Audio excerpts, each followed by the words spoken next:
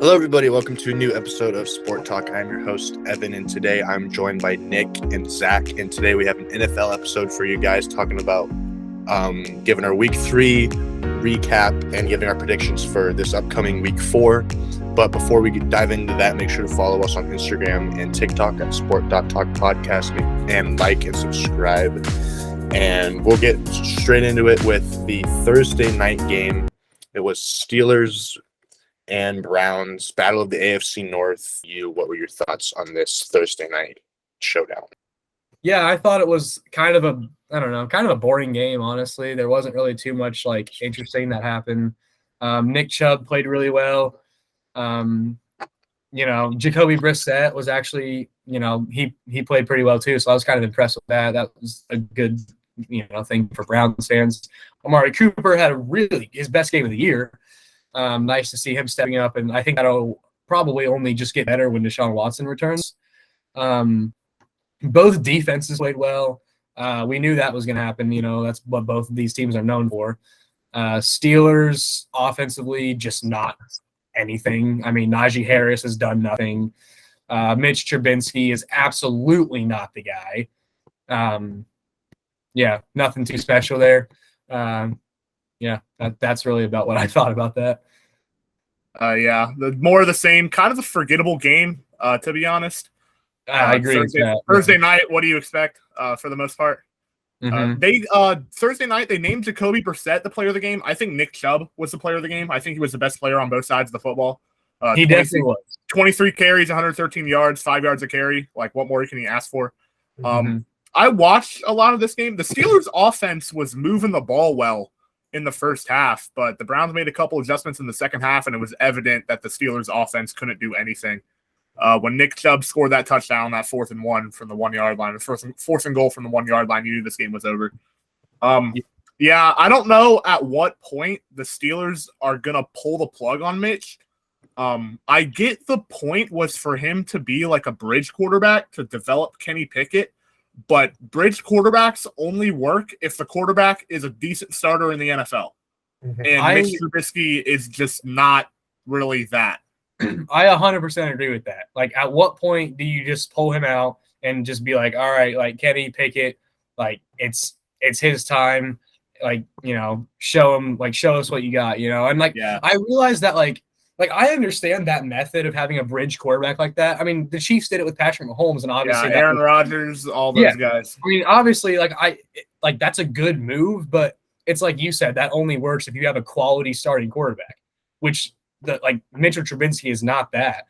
So I think, in this case, I think it's best to just kind of hand Kenny Pickett the reins and just kind of trial by fire, get him some experience. I don't know if you aren't going to go anywhere with Mitchell Trubisky. He's not going to take you anywhere. I can second that. Like, wild card max, and that's it. Max. The thing is, the Steelers' O-line is obviously very bad, and I don't think Matt Canada is a great offensive coordinator. Mm-hmm. So even if they throw Kenny Pickett in there, I don't think they're going to be doing much of anything anyways. Kenny Pickett's a very raw prospect. You're right. That needs time to develop. That's why the Steelers drafted him and they got Mitch Trubisky. Yeah. I also just don't think it's in the Steelers culture to just throw Kenny Pickett in like that. I don't think they've done it with anyone at any part of the organization. Yeah. But it's evident Trubisky, I don't know if he played bad, but it's very evident that the Steelers are not going to be going anywhere with Mitch Trubisky this season. I get that, though. You don't want to get him banged up and stuff. So, I guess maybe they'll just take their lumps this year under Mitchell Trubisky and then next year put Pickett in. Yeah. But, I really don't think Kenny Pickett is, all that spectacular either. I don't think he's going to, be their guy either, honestly. We'll see. We'll see with that. Yeah. Like Nick said, he's a really raw prospect. Yeah. Also, one thing with Mitch is they just sign him to a decent contract, so they're it would look bad on them if they were to sign him to whatever I think it was 2 year, 15. It was a 2 year contract. 2 year, $5 million contract. Wait, no, that's not it. Yeah, Can't be it. 2-year, $14.2 million contract with a $5 million signing bonus. So like it would look bad on them as an organization to just immediately like sign somebody and then just not even give them at least a shot. So I feel like that's why they've been starting. I mean, I think a couple of weeks. I think it was kind of, I don't know if I want to say dumb, but like I knew it wasn't going to work out when they signed him in the first place, though. Well, I think it would have looked better for them if they would have drafted like a different quarterback. Because Mitch and like Kenny Pickett have the same play styles pretty much, and like they're really not that far off when it comes to like play on the field. Like I'm sure Kenny could probably put up the same amount of production as Mitch right now, if maybe a little bit less just because he's a rookie. But like if they were to pick somebody more of like a developmental guy, like Malik or like Sam Howell or something like that, then that would have probably made that signing look a bit better. But just I think where they selected Kenny kind of made that free agency pickup more questionable than I'm not really a big Kenny Pickett guy. I don't think he's really all that great, honestly. Yeah, I don't know if there was any quarterback in this class that was great coming out of college. No, there wasn't. It really wasn't. Yeah. It was one of the worst quarterback classes I've ever seen. Recent memory. Here's another thing about just throwing Kenny Pickett in there. Here are the Steelers' next 8 games, right? They got the Jets at home this week that could go, I mean, we'll talk about that later, but that could go either way. But then they got the Bills, Bucks, Dolphins, Eagles, Saints, Bengals, and Colts. That's a rough 7-game stretch. And I don't know if throwing Kenny Pickett, for lack of a better term, to be eaten alive, thrown into a pack of wolves is the best idea for his development or for the Steelers as a whole. Definitely hurt his confidence. Yeah, you're right. You're right about that. Yeah. I see that. We'll see. I don't think the Steelers are gonna pull the plug on Mitch yet. I just don't think it's in their culture. I don't think it's the right time. If they do, I'd expect it by their bye week. I think that's week 9, in between the Eagles Saints game. That would make sense. That would give them some time to learn the offense and whatnot. But yeah, we'll see. The Steelers, they're just Yeah, I don't see them pulling the plug on Mitch yet, but like it could happen. Yeah, I mean, if they're at their bye and they're very well out of the playoffs, I mean, might as well just get your rookie developmental guy some reps just to see what he can do. Yeah, I mean, maybe not like play him the whole game or start him, just kind of get him in there a little bit at least, you know? Yeah, put him in some packages. Give him some reps. I think the Browns played well. I think they played well. Like their identity as a football team is to run the ball behind Nick Chubb and Kareem Hunt. And protect their quarterback, right? I get the teams they've played have been the Panthers, Jets, and Steelers. They should have beat the Jets. Like, I think everyone realized that. But if they beat the Jets, they're 3-0 right now. They're sitting at the top of the AFC with Miami. And true. They just have to keep their head afloat until week, 13? 13. He's out for 11 games. Yeah, I think it's week 13. They're bye week, possibly. But if they can keep their head afloat, this Browns team, I've been saying this all offseason, they can make some real noise in the playoffs if Deshaun Watson gets back and they have like a 500 record or better.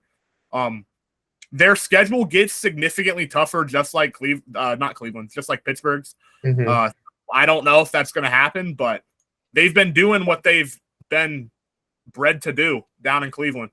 We'll see, I guess. We'll see. The teams they've played haven't been great, but I would keep an eye on the Browns for sure.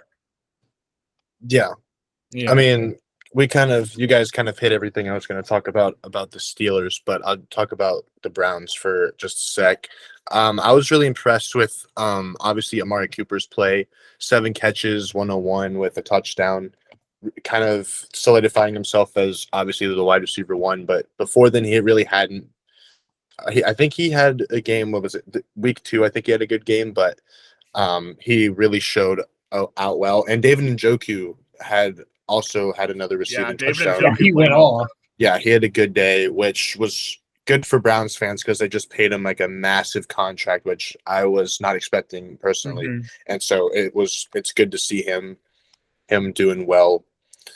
And like obviously you said, Nick Chubb had a heck of a game, did Nick Chubb things. But I think what's going to hurt the Steelers obviously is offensive line, quarterback play, but it also just like TJ Watt having that injury week 1, I think is going to hurt them a lot. And like, cause like you guys said, their schedule's only getting tougher, and without your best defensive guy, it's going to be tough for them to stop some of the teams that are upcoming in that schedule. That guys talked about. Yeah, for sure. So the next game that we're going to talk about is the Bills-Dolphins game. That was a heck of a game. The Dolphins won 21-19. So I'll just start off by asking this.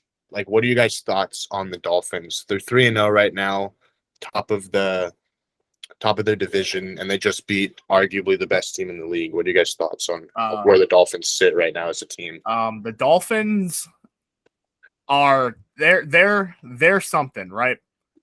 Tua has obviously progressed at least a little bit in terms of his quarterback play, and that was really the only thing holding this Dolphins team back from being a contender in the division and in the conference. He didn't have the most eye-popping statistical game, 13-18, 186 yards and a touchdown. He also got hurt midway through I think it was the second or third quarter. I thought he had a concussion, but he went back in and toughed it out. The thing I was most impressed with from this game is the defense for Miami. I get they're playing in southern Florida. Humidity, sunshine, temperature is all a factor, but they made the plays they needed to make when they needed to shut down Josh Allen and that Bills offense. They held him to 19 points. Yeah. I mean, that's crazy. These guys scored, what was it, 36 and 47 or 41 or something? 42 against Baltimore. Yeah.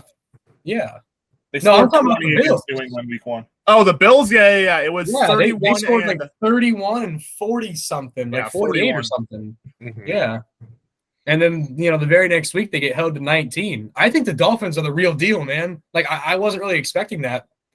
But, like, they're legit, though. I mean, Mike McDaniel, I think Mike McDaniel was the biggest thing, honestly. I mean, I know Tyreek Hill was like the headlining addition, which obviously that's a huge addition, but I think Mike McDaniel was the one that turned this tide around. I mean, I like him. I like Mike McDaniel. I think he's really came in and done a really good job so far. He's a 49ers, so he's a Shanahan guy. So I think that really kind of plays to his strengths. So I think that was probably their biggest addition, I would say. Yeah, I agree. I touched on it a little bit last week. I think that we've seen through these first 3 games that Mike McDaniel's really like unlocked Tua's offensive capability. Yeah. And especially like you said, with the addition of Tyreek Hill, obviously is going to help any quarterback just because he's that type of receiver. But something that is noted is Jalen Waddle has had 2 100-yard games already with Tyreek Hill still on the field. So like we thought that he might take not a step back, but he wouldn't be like that guy, but he's been that guy for Tua, which has been encouraging to see for like such a young receiver. And like they have one of the best wide receiver duos in the league, if not the best. And like that's going to be scary for teams. They have the fastest wide receiver duo of all time. Yeah. And Jalen Waddle and Tua have that connection from Alabama. So that, just kind of carried over into – I mean, we saw last year that Jalen Waddle was going to be pretty good. He set the rookie record for most catches, what was like 113 or something like that. I mean, he had a lot of catches. So, I mean, we saw last year that I think he was kind of a rising star.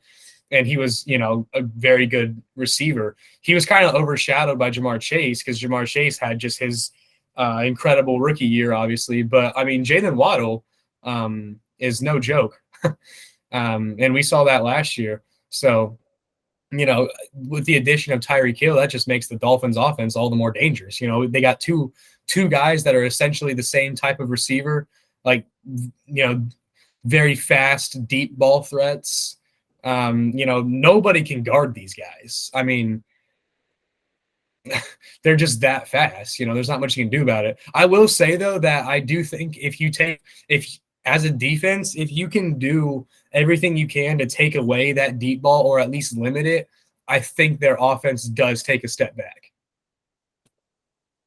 Yeah, I Um, can see that happening. Here's the thing with that.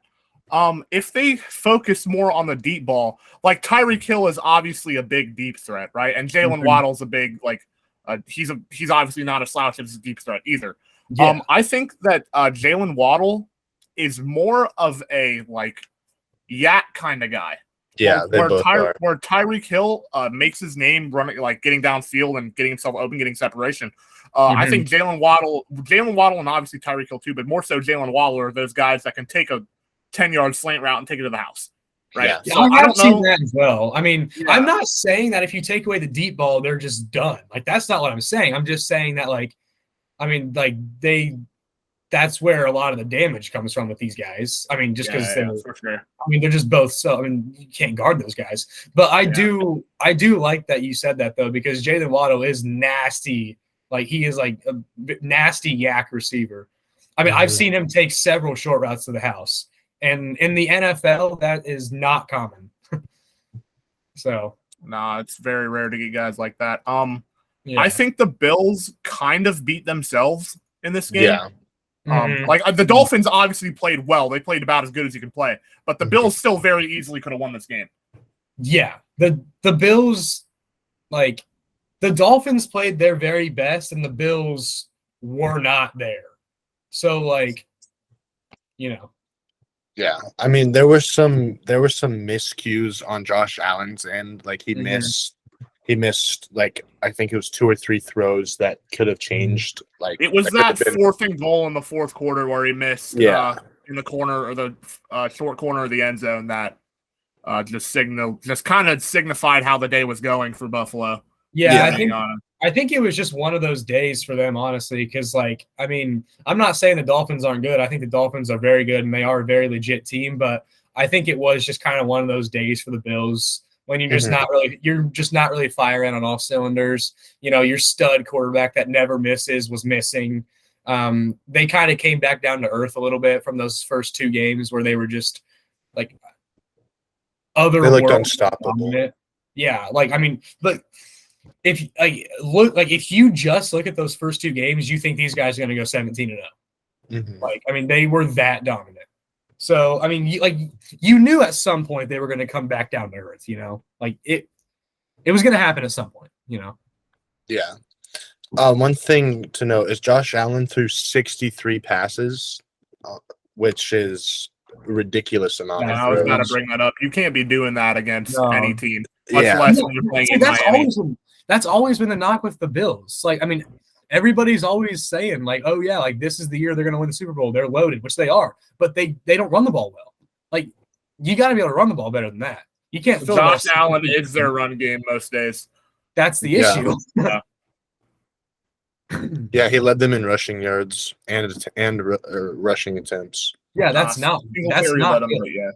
Still, second leading rusher in attempts, leading rusher in yards. Like, that can't be happening on a consistent basis. No, that's not good. Yeah. I mean, you can't have your quarterback lead the team in rushing and throw 63 passes. Like, that's not, like, you can't do that consistently, you know? He's not superhuman. Someone was comparing it to, like, Luka Doncic's usage rate and as, like, the Mavs, where he's putting up, like, huge numbers, but if you see the amount of time, like, the ball is in his hand, the amount of shots he's taking, like, he's their focal point of the team, and there's really not much else around him. So, like, they win games because of him, which is what the Bills do. But I don't think like he doesn't like not have anyone around him though. Like, he has people around him. Yeah, like Stephon Diggs and Gabe Davis are both very good. I mean, Devin Singletary's like solid. They just need to run the ball more. I mean, it's not like they have a bad running back. I mean, Devin, like, Singletary's solid. I mean, yeah, they could probably get a better one, but like he can do it. You know, they just have to run the ball more. Well, one thing about the Bills is their secondary is very banged up right now. Jordan Poyer's out for the year. And did Trey White play? I don't think so, but they lost Micah Hyde too for the season. Yeah. So they're very young in the secondary. At least for this past game, they had a lot of new, fresh faces, rookies, and stuff like that. So that was kind of a reason why they didn't win. Also, like you both said, that it was just one of those nights where they weren't hitting on all cylinders. But whenever you have a young secondary going up against Tyreek Hill, Jalen Waddle, like Mike Gesicki and stuff like that, like, it's going to be a rough day for your defense. Yeah, got to be but I very think that was disciplined. a big reason why they couldn't pull it out. Yeah, I would agree with that for sure. Also, what are your thoughts on Tua's injury? So they said it was technically a back injury, but it looked to me like it was a concussion. But Oh, he didn't know where he was at. Like Yeah. he was stumbling off the field, and people would say, "Oh, he tripped." I didn't see that. He was looking around and then stumbled down. I cannot believe that they decided he did not have concussion. I think the NFL is like investigating their handling of that. They are. And he came right back in, won the game, and now he's playing again tonight. So that's impressive on his part. You know, he's a tough guy, but I mean, yeah, you can't mess with concussions though. Exactly. Yeah. Hopefully he doesn't have one though. Yeah, hopefully for his sake he doesn't, because he hit his head. I wouldn't say he like landed head first, but he definitely hit his head on the turf. And it doesn't matter how hard you hit it; if you hit it the right way, you will be concussed. Yeah, for sure. But he did not look like he knew where he was at. He was struggling to keep himself up. I can't believe that he played the rest of that game. Yeah, I was surprised that he came back in. So as I know this is like very early, but where do you have the Dolphins like ranked wise, like in the AFC? Like, are they Super Bowl contenders? Or are they like AFC Championship, like divisional round, or do you think they're gonna like cool off and just like make to be fair? Right now, I'd have them number one. Right, they beat the Ravens in Baltimore. They just beat the Bills. I think you have to give them the respect that they've earned. So I'd have them as the best team in the AFC right now. I do think if they played the Bills again, or if they played someone like Kansas City, I would take Buffalo or Kansas City over Miami. I agree with that. I think right now they're the best team in the AFC. I mean, right now, but I don't see that for the rest of the year. I see them more divisional round, honestly. Yeah, I think their ceiling. I think they can make a run to the Super Bowl. I mean, that's their ceiling, yeah. But like, I'd have them more as like a wild card team. To be honest, I still don't think they're going to win the division. But yeah, I'd have them as more of a wild card team, barring major injury, obviously. But wild card, maybe divisional round.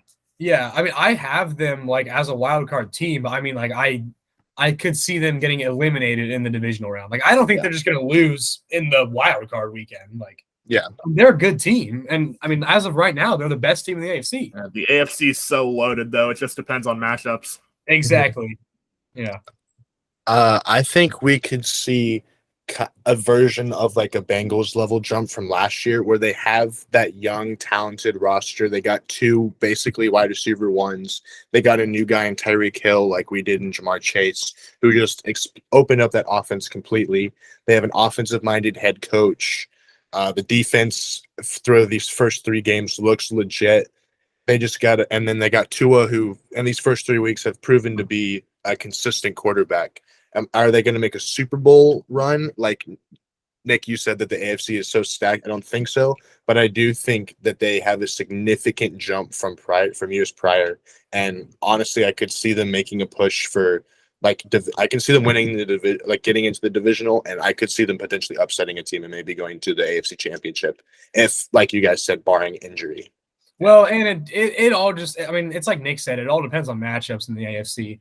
Because I mean, you got all these teams that are just top tier teams, so it's just this like, which one's a better matchup for? I mean, you know, because they're all very good teams, so it's just kind of I don't know, you know, it's gonna come down to like matchups, I guess. But yeah, I agree with that though, as like, you know, they made they did make a huge leap this year. I don't know if I'm ready to say that they're going to make a Super Bowl run. I think that would be their ceiling, but I'm not sure if I'm going to jump on that and say, like, yeah, that's going to happen, you know? Yeah, I get that. Yeah. Nick, anything else on the Dolphins or Bills? I think you all covered it. I think we covered everything. Sweet. All right. The next game we will talk about is the Bengals-Jets. we just mentioned the Bengals a second ago, but they got their first win of the year, 27-12.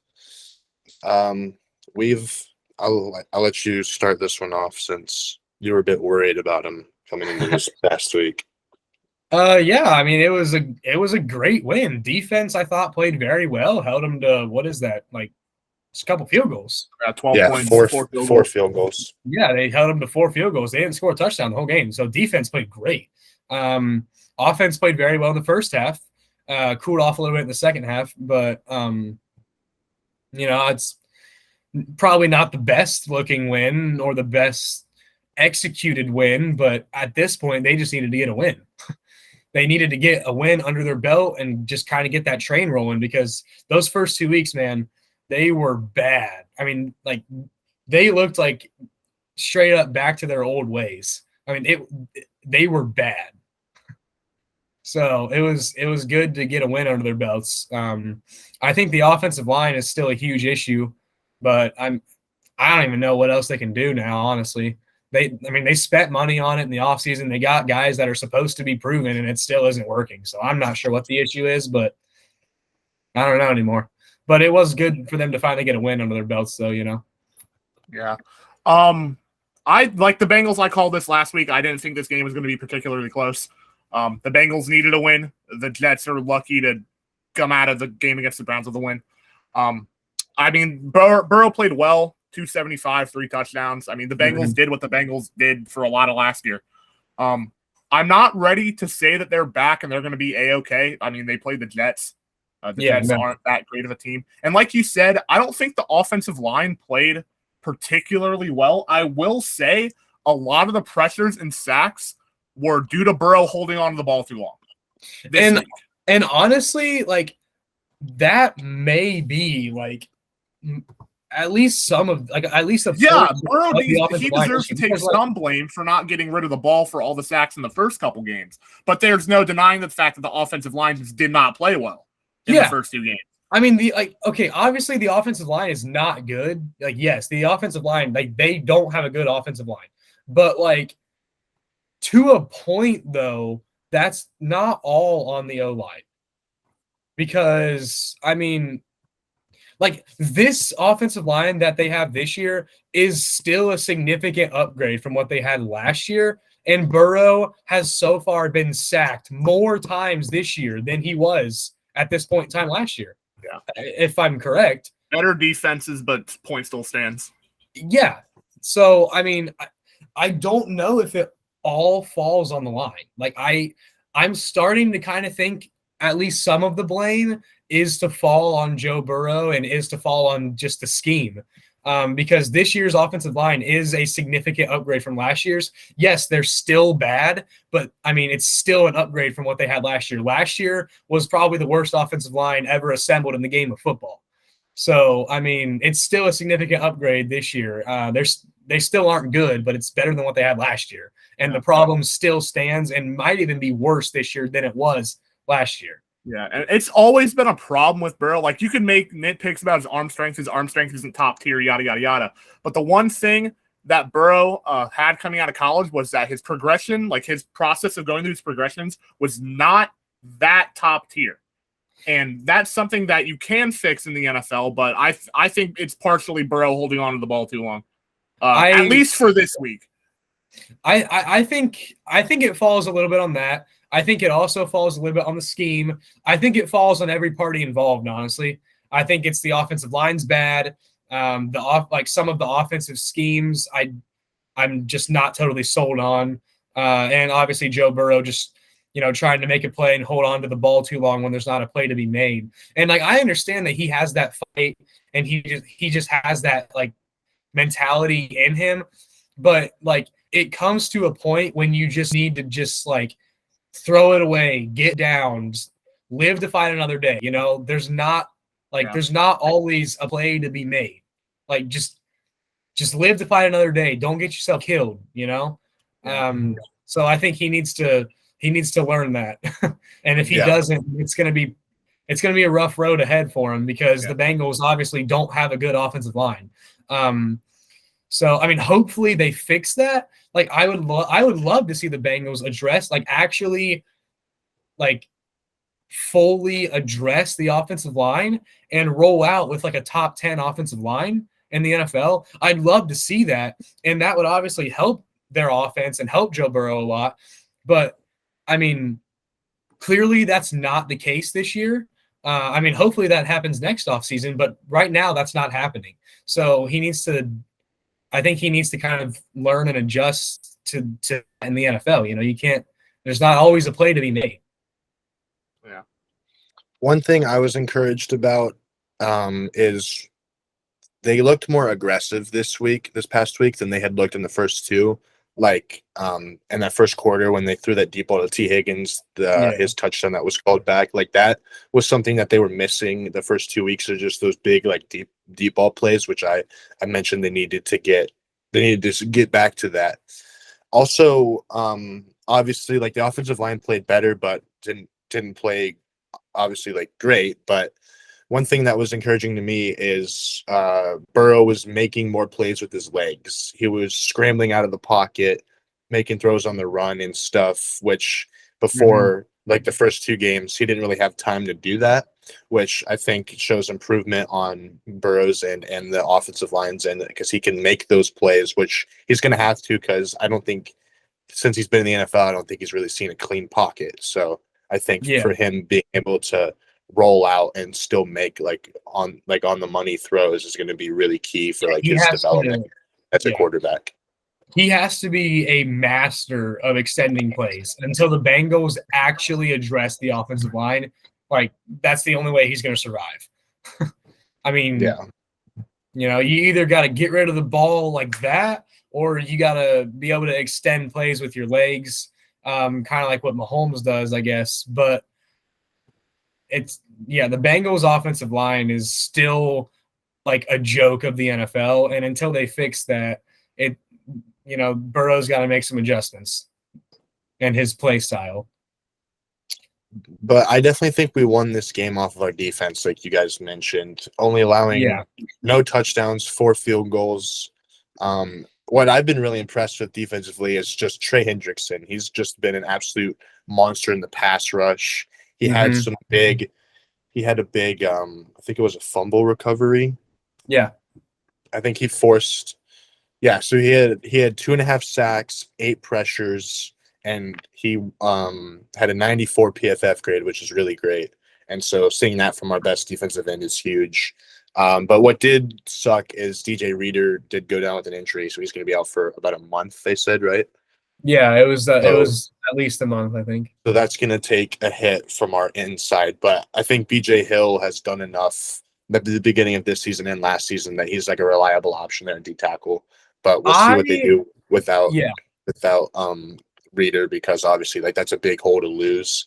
And also I've been impressed with our secondary for the most part. Like Awuzie has been playing really good. He's been a lockdown corner. Hilton's been getting in there a little bit. Eli Apple hasn't really done too much, but it's mainly just been Awuzie going all over the field making plays, which I think it's really good to see. And like as disappointing as it is their offense hasn't been as electric, I'm glad to see that our defense wasn't a fluke, because the defense was the reason why they made it to the Super Bowl in most of their games, because the defense stepped up and won them their games. And I'm glad to see their defense, that at least that part of the ball wasn't a fluke from last year's Super Bowl.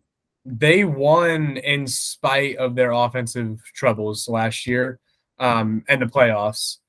And I mean, it has been nice to see the defense. That's been kind of reassuring. Defense has played really well, and 2 of the 3 games so far. It's just I just feel like the offense is just not where it should be. Like even last week, it's just not where it should be, because I mean, you look at the weapons they have. Like these guys should be putting up, 30 points a game. Like I mean, they just have weapons across. They have weapons across the board at every position. Every offensive skill position. Joe Burrow has shown that he's a great quarterback. What's the issue? Yeah. I also think Joe Mixon hasn't gotten going yet, which I think has been really difficult for us as well.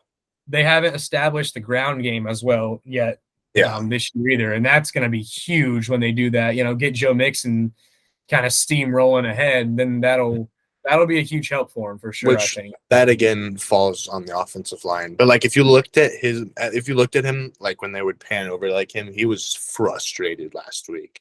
Just frustrated with the whole situation because I mean he was just getting stuffed at the line or getting minimal 2-4 yard gains every time. Like so I think it's for the Bengals to really take that step like they did last year and like still be that great offense, they need to get Mixon involved more than they do currently.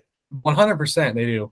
And that's very frustrating when you have a bad offensive line and that's, that limits your offense and both the passing and the running game. That is extremely frustrating, because the play might be there, but you can't get it done because the offensive line is just so bad. Like that's frustrating,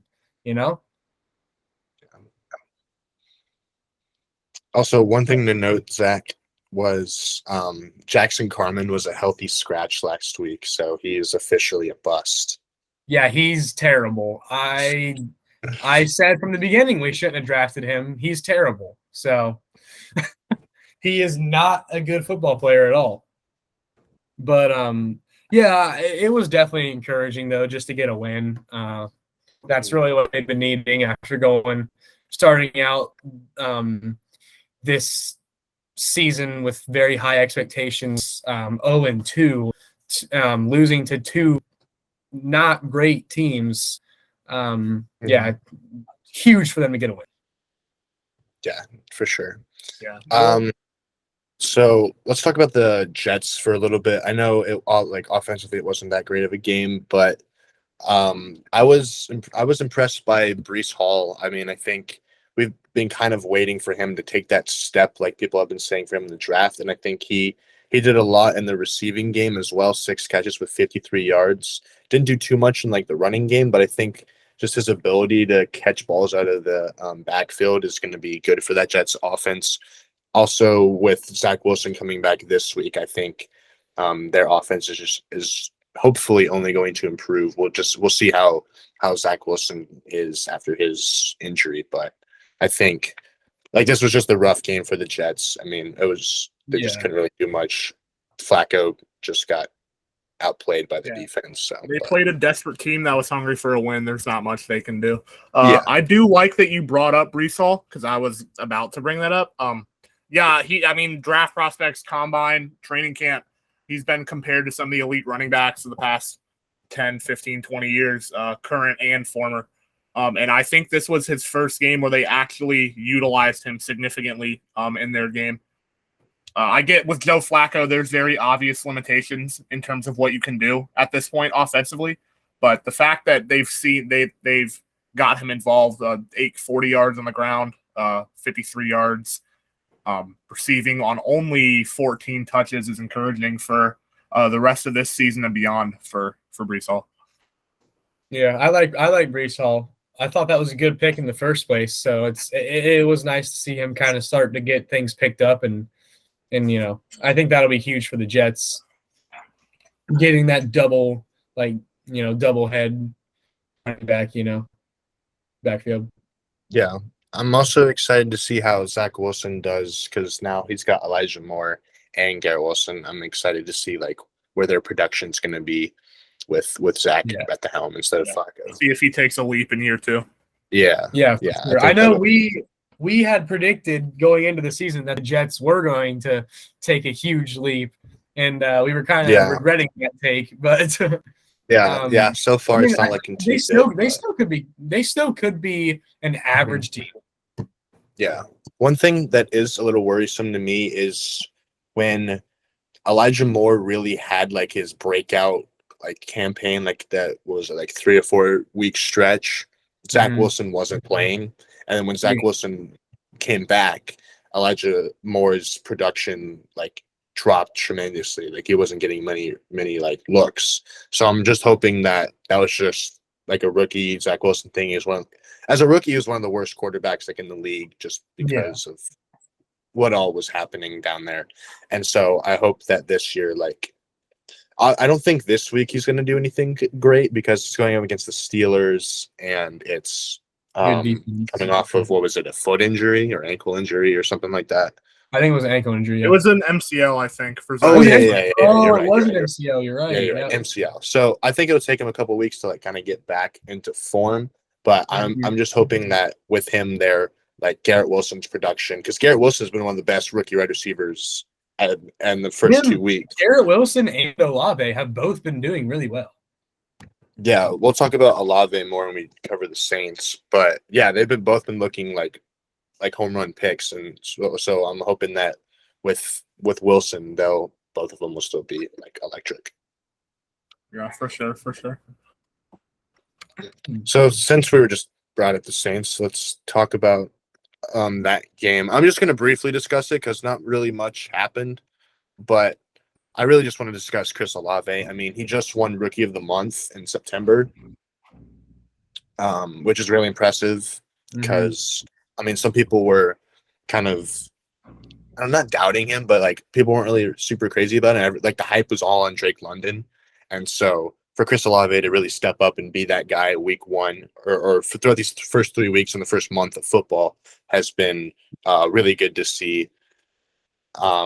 He's been really fun to watch, especially with he did a lot last week because Michael Thomas and was hurt and some other people. But I mean, he had 9 catches for 147 yards. I mean, what else can you ask from him? But it was another Jameis Winston game. I mean, 353 yards, 1 touchdown, 2 picks. That's what you're going to get from Jameis Winston night in and night out. And that's why that was my main concern with Chris Olave to the Jets. I never doubted Chris Olave. I just questioned if he was going to be able to do much because of the quarterback situation. Because I don't like Jameis Winston. The Saints have to find a franchise quarterback.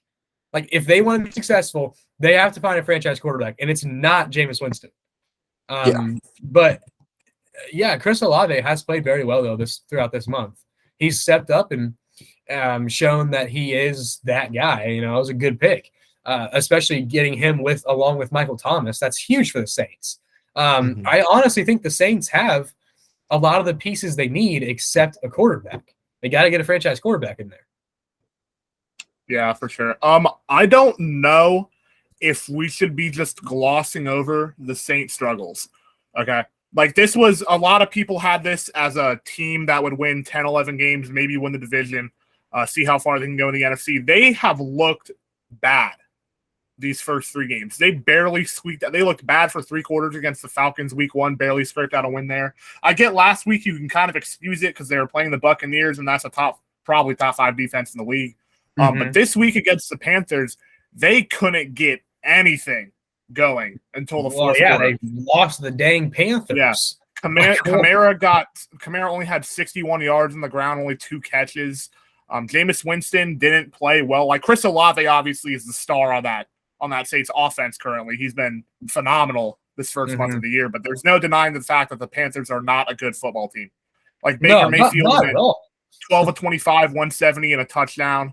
McCaffrey had 25 carries, only 108 yards on the ground.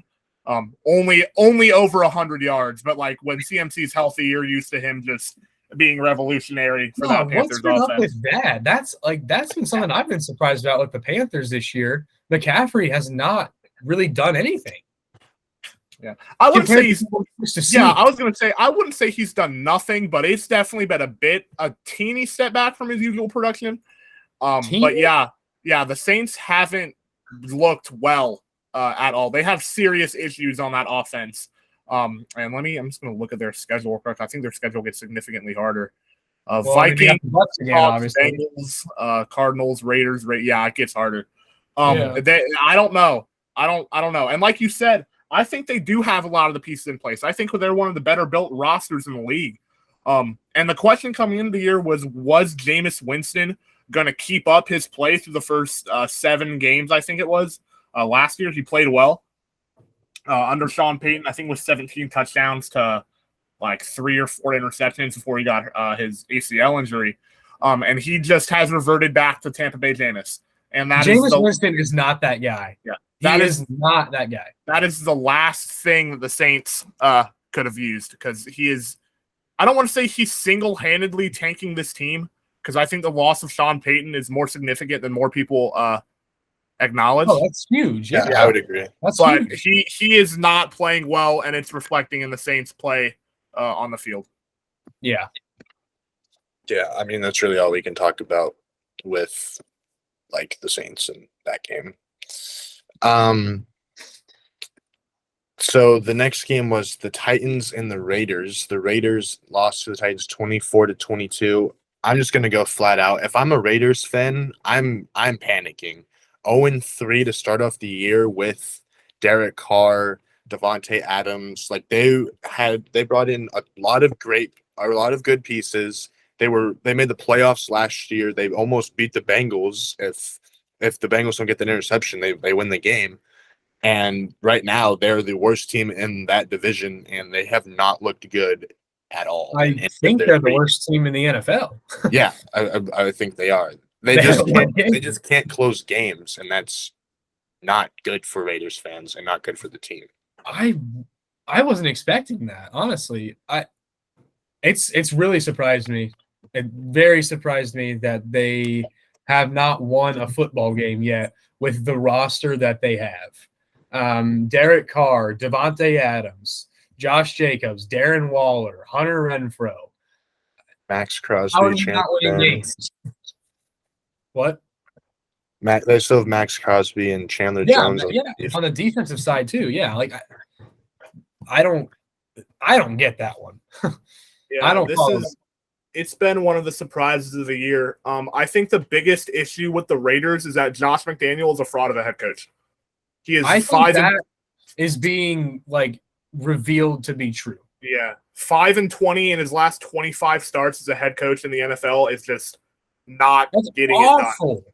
Yeah, all three of the Raiders' losses have been by one score. So I'm not saying that their season's completely over. But this game, it's off to the worst start possible. Yeah, this game was borderline must-win for both teams, both the Raiders and the Titans. I don't even know if I would say borderline. I think it is a must-win. If you start out 0-2, you got to get another. I mean, you got to get a win under your belt. You know? Yeah, for sure. Especially with the Raiders in the division that they play in. Exactly. That is the best division of football. They needed to win that game.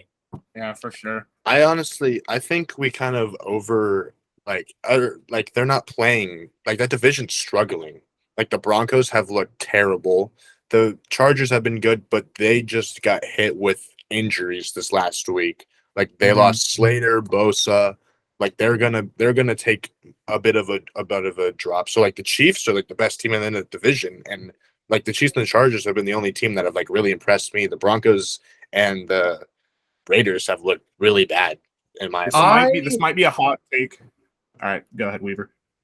Oh, I was just going to say, I'm not necessarily surprised by the Broncos because I was picking them the whole offseason to be that overhyped team that just doesn't deliver. So what they've been showing hasn't been a surprise to me as much as what the Raiders has been a surprise to me. Yeah, we'll talk about the Broncos more when we get to that game. But the Broncos are leading that division, and they've looked the worst.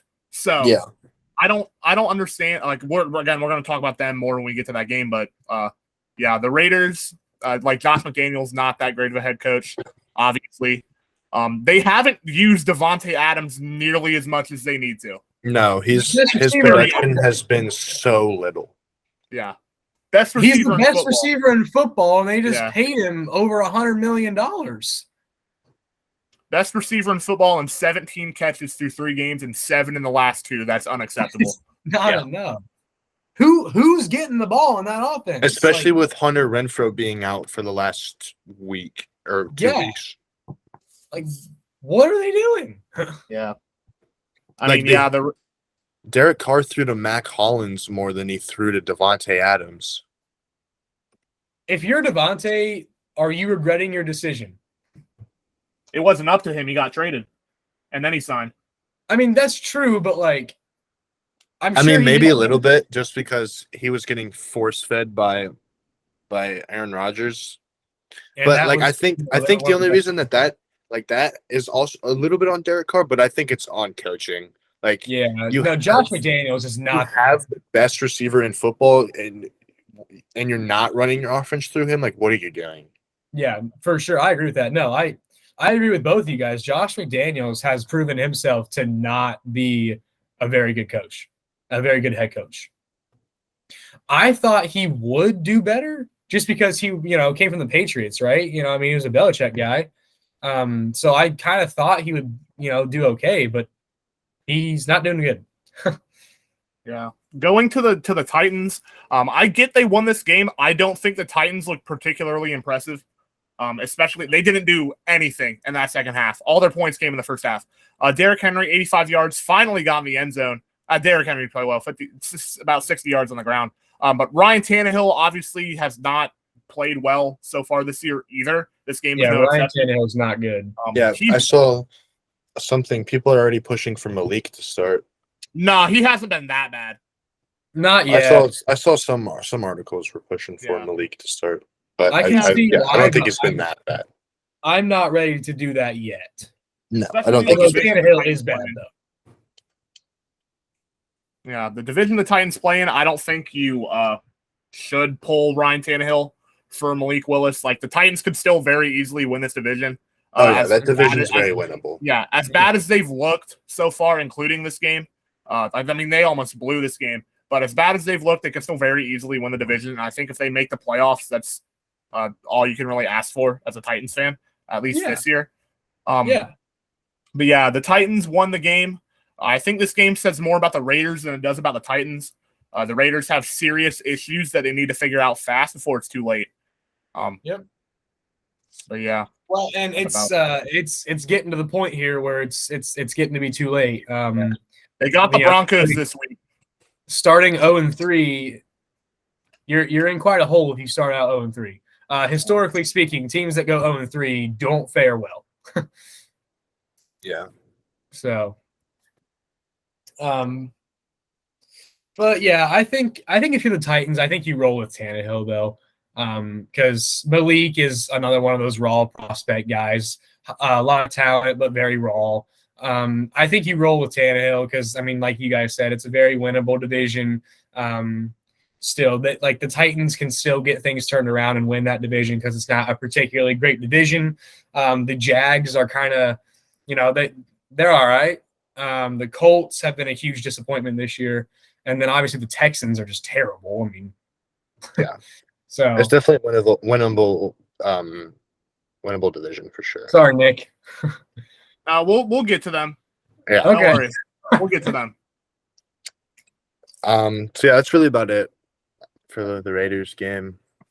Next one I want to briefly discuss is the Patriots-Ravens game.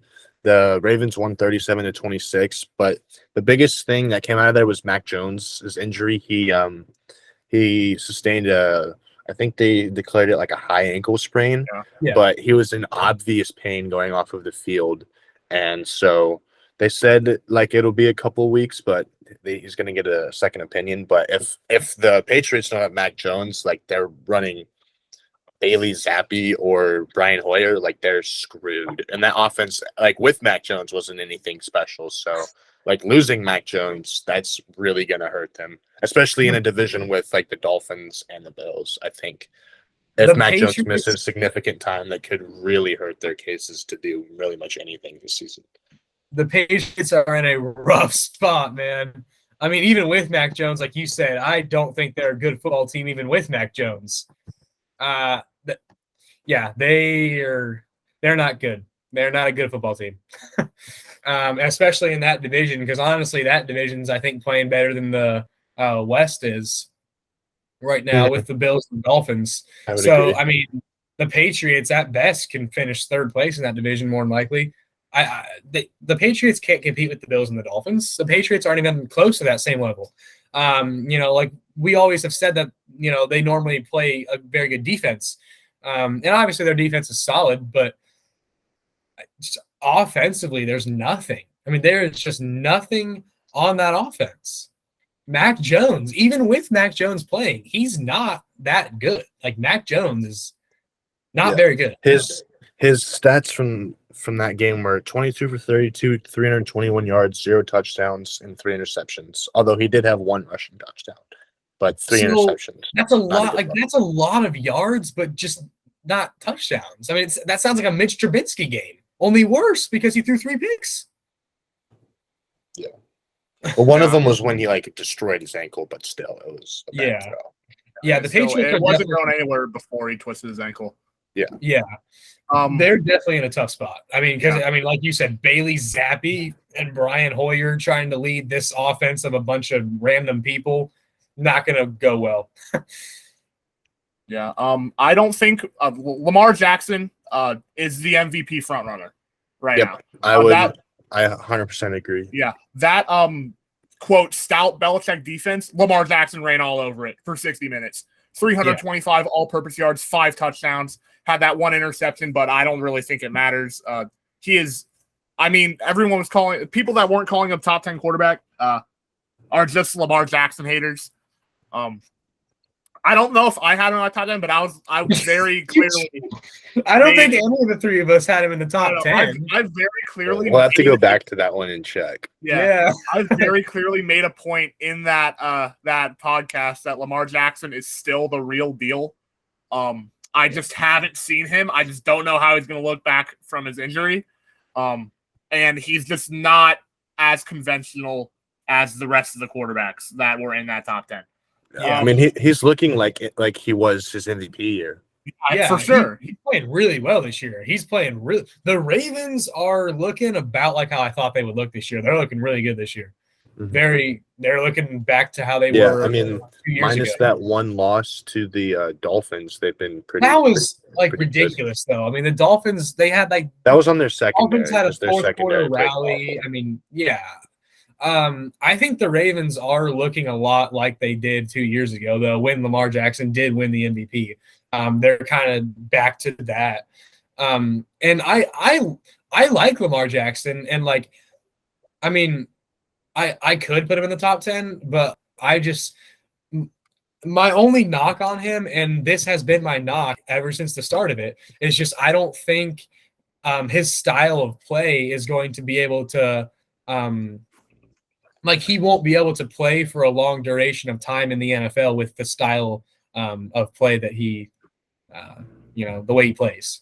Yeah, but you can't knock that against him as the quality of his quarterback. Just because his style of play isn't conducive to long-term success doesn't mean when he's at the peak of his powers, he's not a top 10 quarterback in the league. Yeah, I'm not saying that. I'm just saying that it's tough for me to visualize him being a franchise quarterback. Didn't he just break Mike Vick's record for most 100-yard rushing games by a quarterback? Yeah, I think so. He's also tied for 5th in the league in rushing through 3 games, and he plays quarterback. I don't know what more you can ask from him. He is the MVP frontrunner. He's made the Ravens a Super Bowl contender yet again. I've been saying this. He should have got paid in the offseason. I don't know why he didn't, but needless to say, he's going to be getting a bag. Oh, yeah. He'll definitely be getting his money. It's kind of some other team. Like Aaron Judge has been. Aaron Judge immediately made the Yankees look stupid for not extending him, and that's exactly what Lamar Jackson's doing. Yeah. Also, it was a huge game for Mark Andrews too. I mean, he what was it?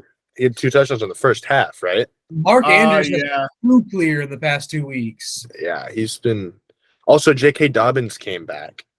Yeah, that's really good. One thing with Dobbins I didn't know is when what did he tear? His ACL or something? I think it was. He was tore a pretty bad knee injury. He tore ACL, meniscus, MCL. He tore every ligament that keeps your knee intact. He tore all of it.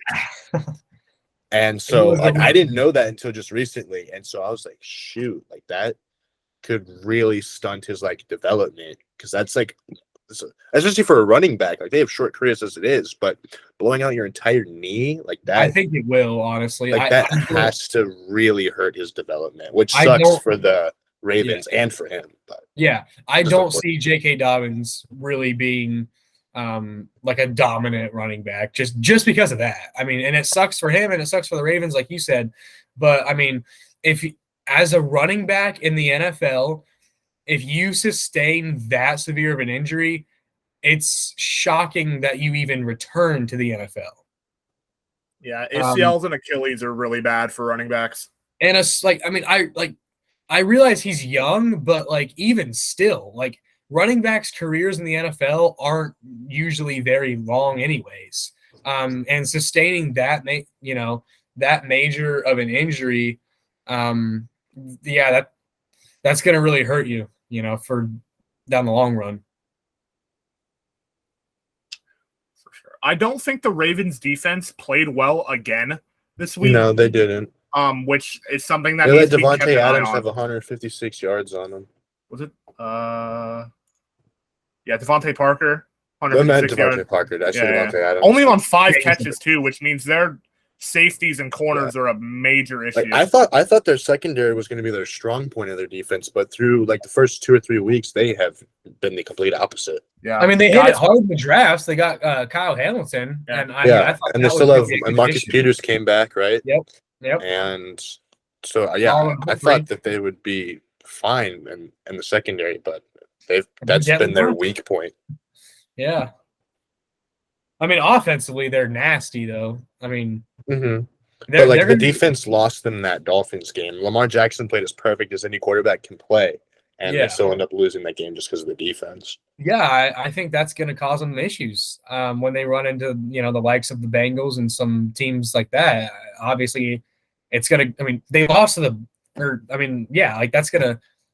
They almost lost. Like, no, they didn't almost lose. Never mind. But it's going to cause them issues.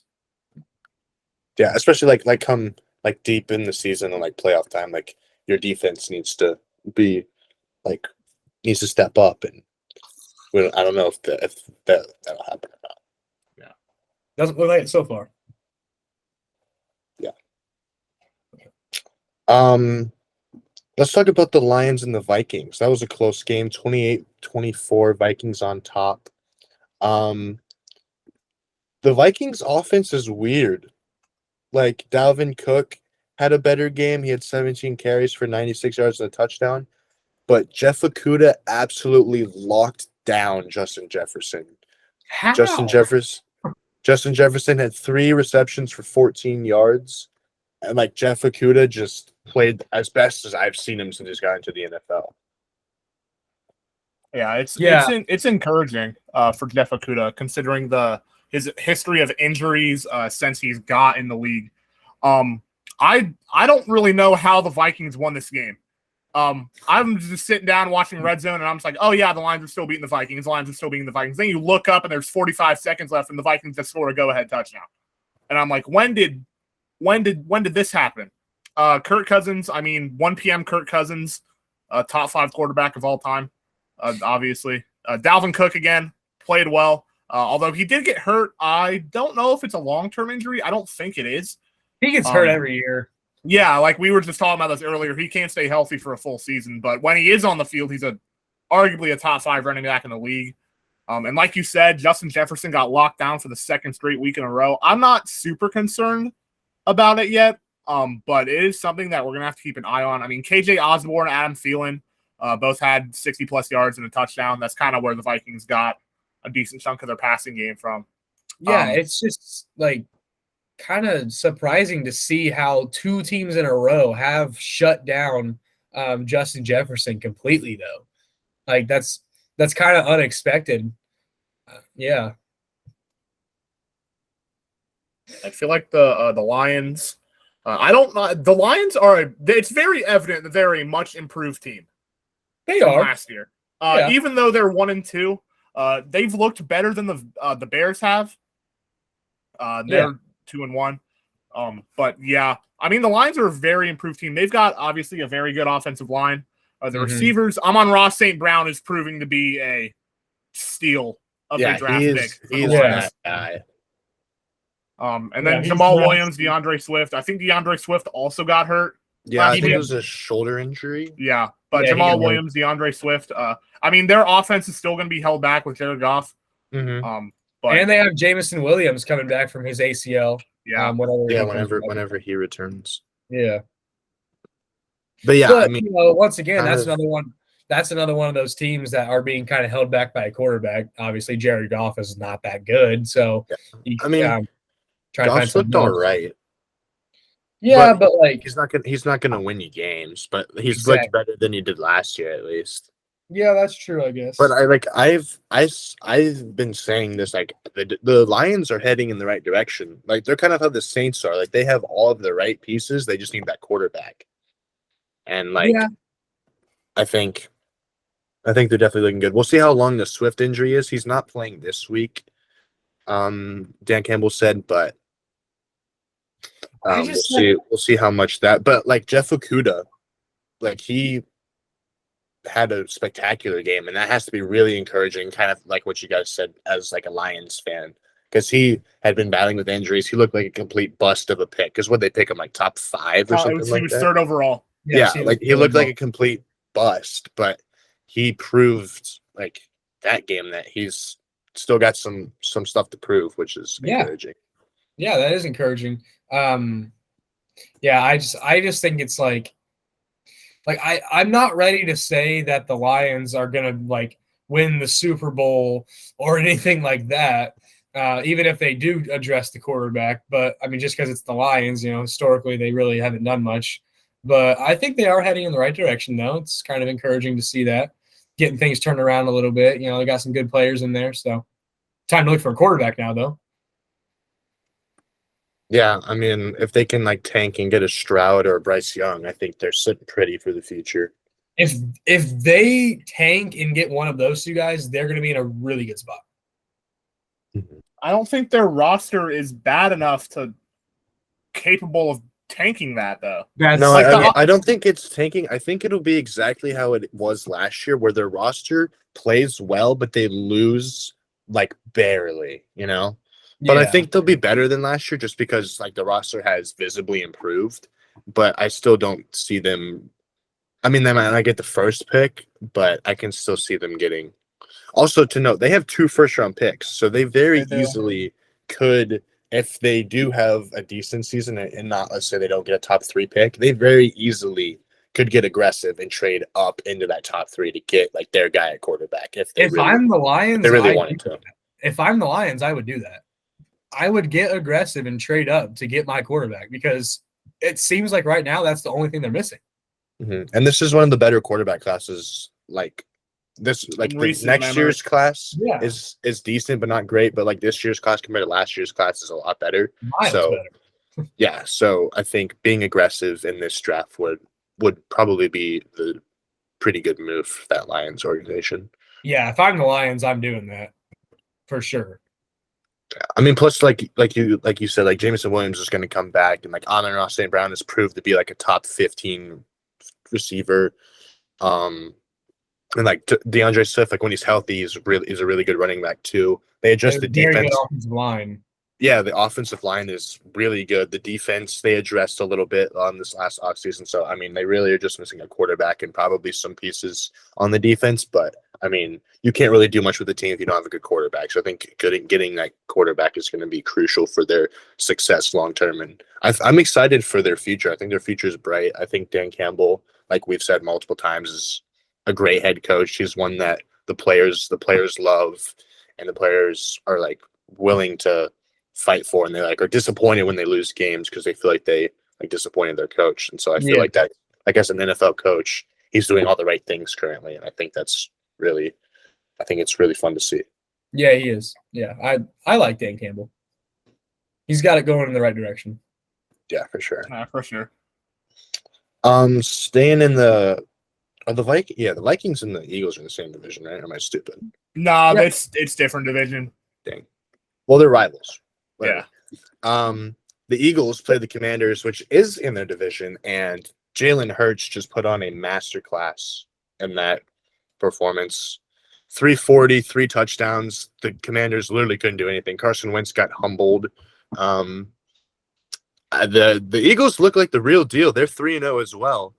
They The look Eagles may be the best team in the NFL. they look like the real deal in these first 3 weeks. They look really, really, really good. Jalen Hurts has been dominant. Now, see, you guys are saying Lamar Jackson is the clear MVP runner. Are we not going to put Jalen Hurts in that conversation? I have him second. Jalen Hurts is in that conversation. Yes, he's earned his way into the conversation. Yeah, for sure. Because the Eagles have been very good. I think I would put the Eagles as the number one team in the NFL right now, probably. I would agree. Yeah, I think they've earned it as well because unlike the Dolphins, who are the only other 3-0 team, the Eagles have dominated every team they've played. Mm-hmm. Like they only won by 3 against the Lions, but that game was closer than the score would indicate. And then they held both the Vikings and Commanders to single digits. And Jalen Hurts has looked he's looked fantastic. He's looked like a top 10 quarterback in the league so far this year. Mm-hmm. And while I wasn't so quick to jump on the Miami Dolphins bandwagon, I am ready to jump on the Eagles bandwagon, especially because I think the other powerhouses in the NFC have not looked great to start this year off. I could very easily see the Eagles coming out of the NFC. If their roster's very well built, Jalen Hurts is playing well. They got a great offensive line, A.J. Brown in that receiving game. Their defense has been legit so far this year. And their schedule is very easy compared to some of the other teams in the conference. I could very easily see the Eagles getting the 1 seed, maybe making a run to Glendale in a few months. I could definitely see that, like for sure. I mean, especially with them being in the NFC, and like you said, the Bucks have just not been great. The Rams have also not been great. I mean, those are probably your 2 best teams in the NFC right there. You know, who else is there? Packers? Maybe. Vikings, maybe, but the Eagles destroyed the Vikings on Monday night. Yeah, I think the Eagles by far look like the best team in the NFC right now. Yeah, for sure. I would probably put them number 1 in the NFL. Yeah, I would too. I've been saying this. Like I've been a believer in Jalen Hurts' ability since he got into the league, and it's good that he's like showing out this year because he showed flashes last year, and I knew like once they got A.J. Brown that like he was going to like go off, and it's good to see that he's doing that.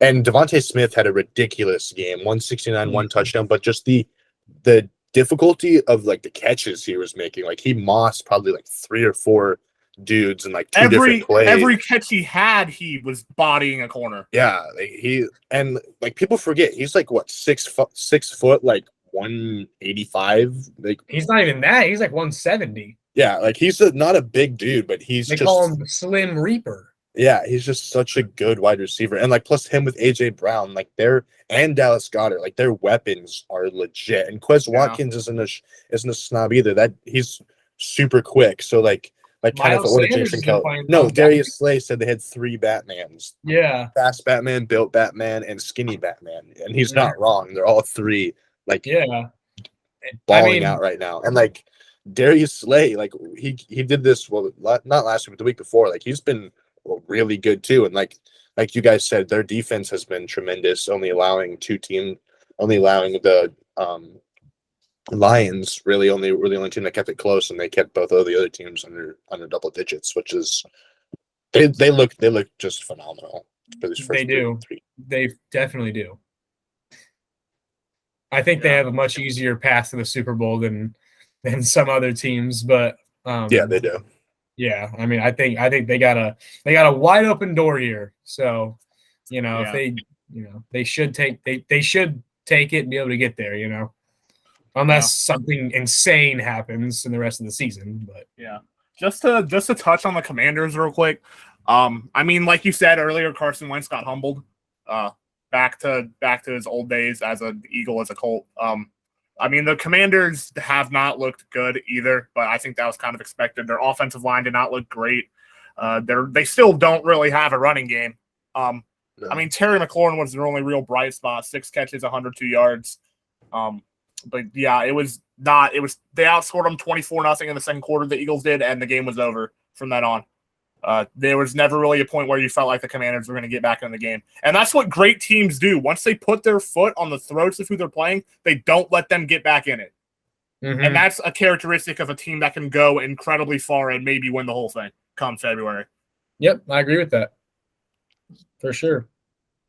Yeah, I mean, like like you said, Zach, I think the Eagles definitely have the easiest route to the Super Bowl as right now because the Bucks have been not playing as what we thought they were. The Rams haven't been like they haven't played like defending Super Bowl champs, and like the Packers are having a down year. The Vikings are good, but like Nick said, they just destroyed the Vikings. So I think as of right now, I think the Eagles should be the favorites in the NFC, and I think I could realistically see them going there just based off of strength of schedule and how much better it seems like they're playing than the other teams in that conference. Yeah, for sure. Nick, would you like to talk about your Colts? They had yeah. pretty good week. Yeah, pretty good week. Finally gotten the win called. I called this in last week's podcast. I was like, I would not be surprised at all if the Colts beat the Chiefs, because that's just what we do. Okay, we play up to competition, we play down to competition. It's one of the more frustrating aspects of being a Colts fan. Let me get this straight, right? Is this a win that could completely turn our season around? Yes. Did the Colts deserve to win this game? Absolutely not. Okay, if you watch the game, the Chiefs, obviously Harrison Butker isn't back. A missed point after, a muffed punt, a missed field goal, a missed fake field goal, and a Patrick Mahomes interception on the final drive of the game, right? And the Colts needed a touchdown with 24 seconds left to win this game, right? The offensive line for the Colts, especially in pass protection, still did not play well. I mean, Matt Ryan, 27 of 37, 222 yards, 2 touchdowns. He also fumbled the ball twice, which set up the 2 touchdowns for the Chiefs. It was really just an odd game. I will say this, the Colts defense looked really good. It was kind of what I was expecting from them coming into this year. Was Leonard back? Oh, he still hasn't returned. I was about to touch on that. Shaquille Leonard still hasn't returned. So when he comes back and when he's full strength, that could just add a whole nother dynamic to that defense. But yeah, I think Matt Ryan has 12 fumbles through the first 3 games. That is really bad. That is horrific. That is, yeah, it's bad. Is that on the line or is that on Matt Ryan? I haven't watched enough Colts games. It's been a little bit of both. The 2 fumbles this week were on the line, right? Matt Ryan got basically no time before he had to run, and he's not old Matt Ryan. He can't outrun defensive ends like he used to. But some of the ones of the past, Matt Ryan, like the game against the Jaguars last week, all the turnovers he had, Matt Ryan was just making poor decisions throughout the entire game. Jonathan Taylor, I mean, they used him more, 21 carries, but still only 71 yards, less than 100 yards for scrimmage the entire game. So we're still waiting for him to like break out, start producing similar production to what he did last year. But yeah, it's a huge win for us. Let's not downplay this. It's a massive win that could completely jumpstart our entire season. And if Rodrigo Blankenship doesn't miss that kick in week 1, we're 2-1 and we're leading the division.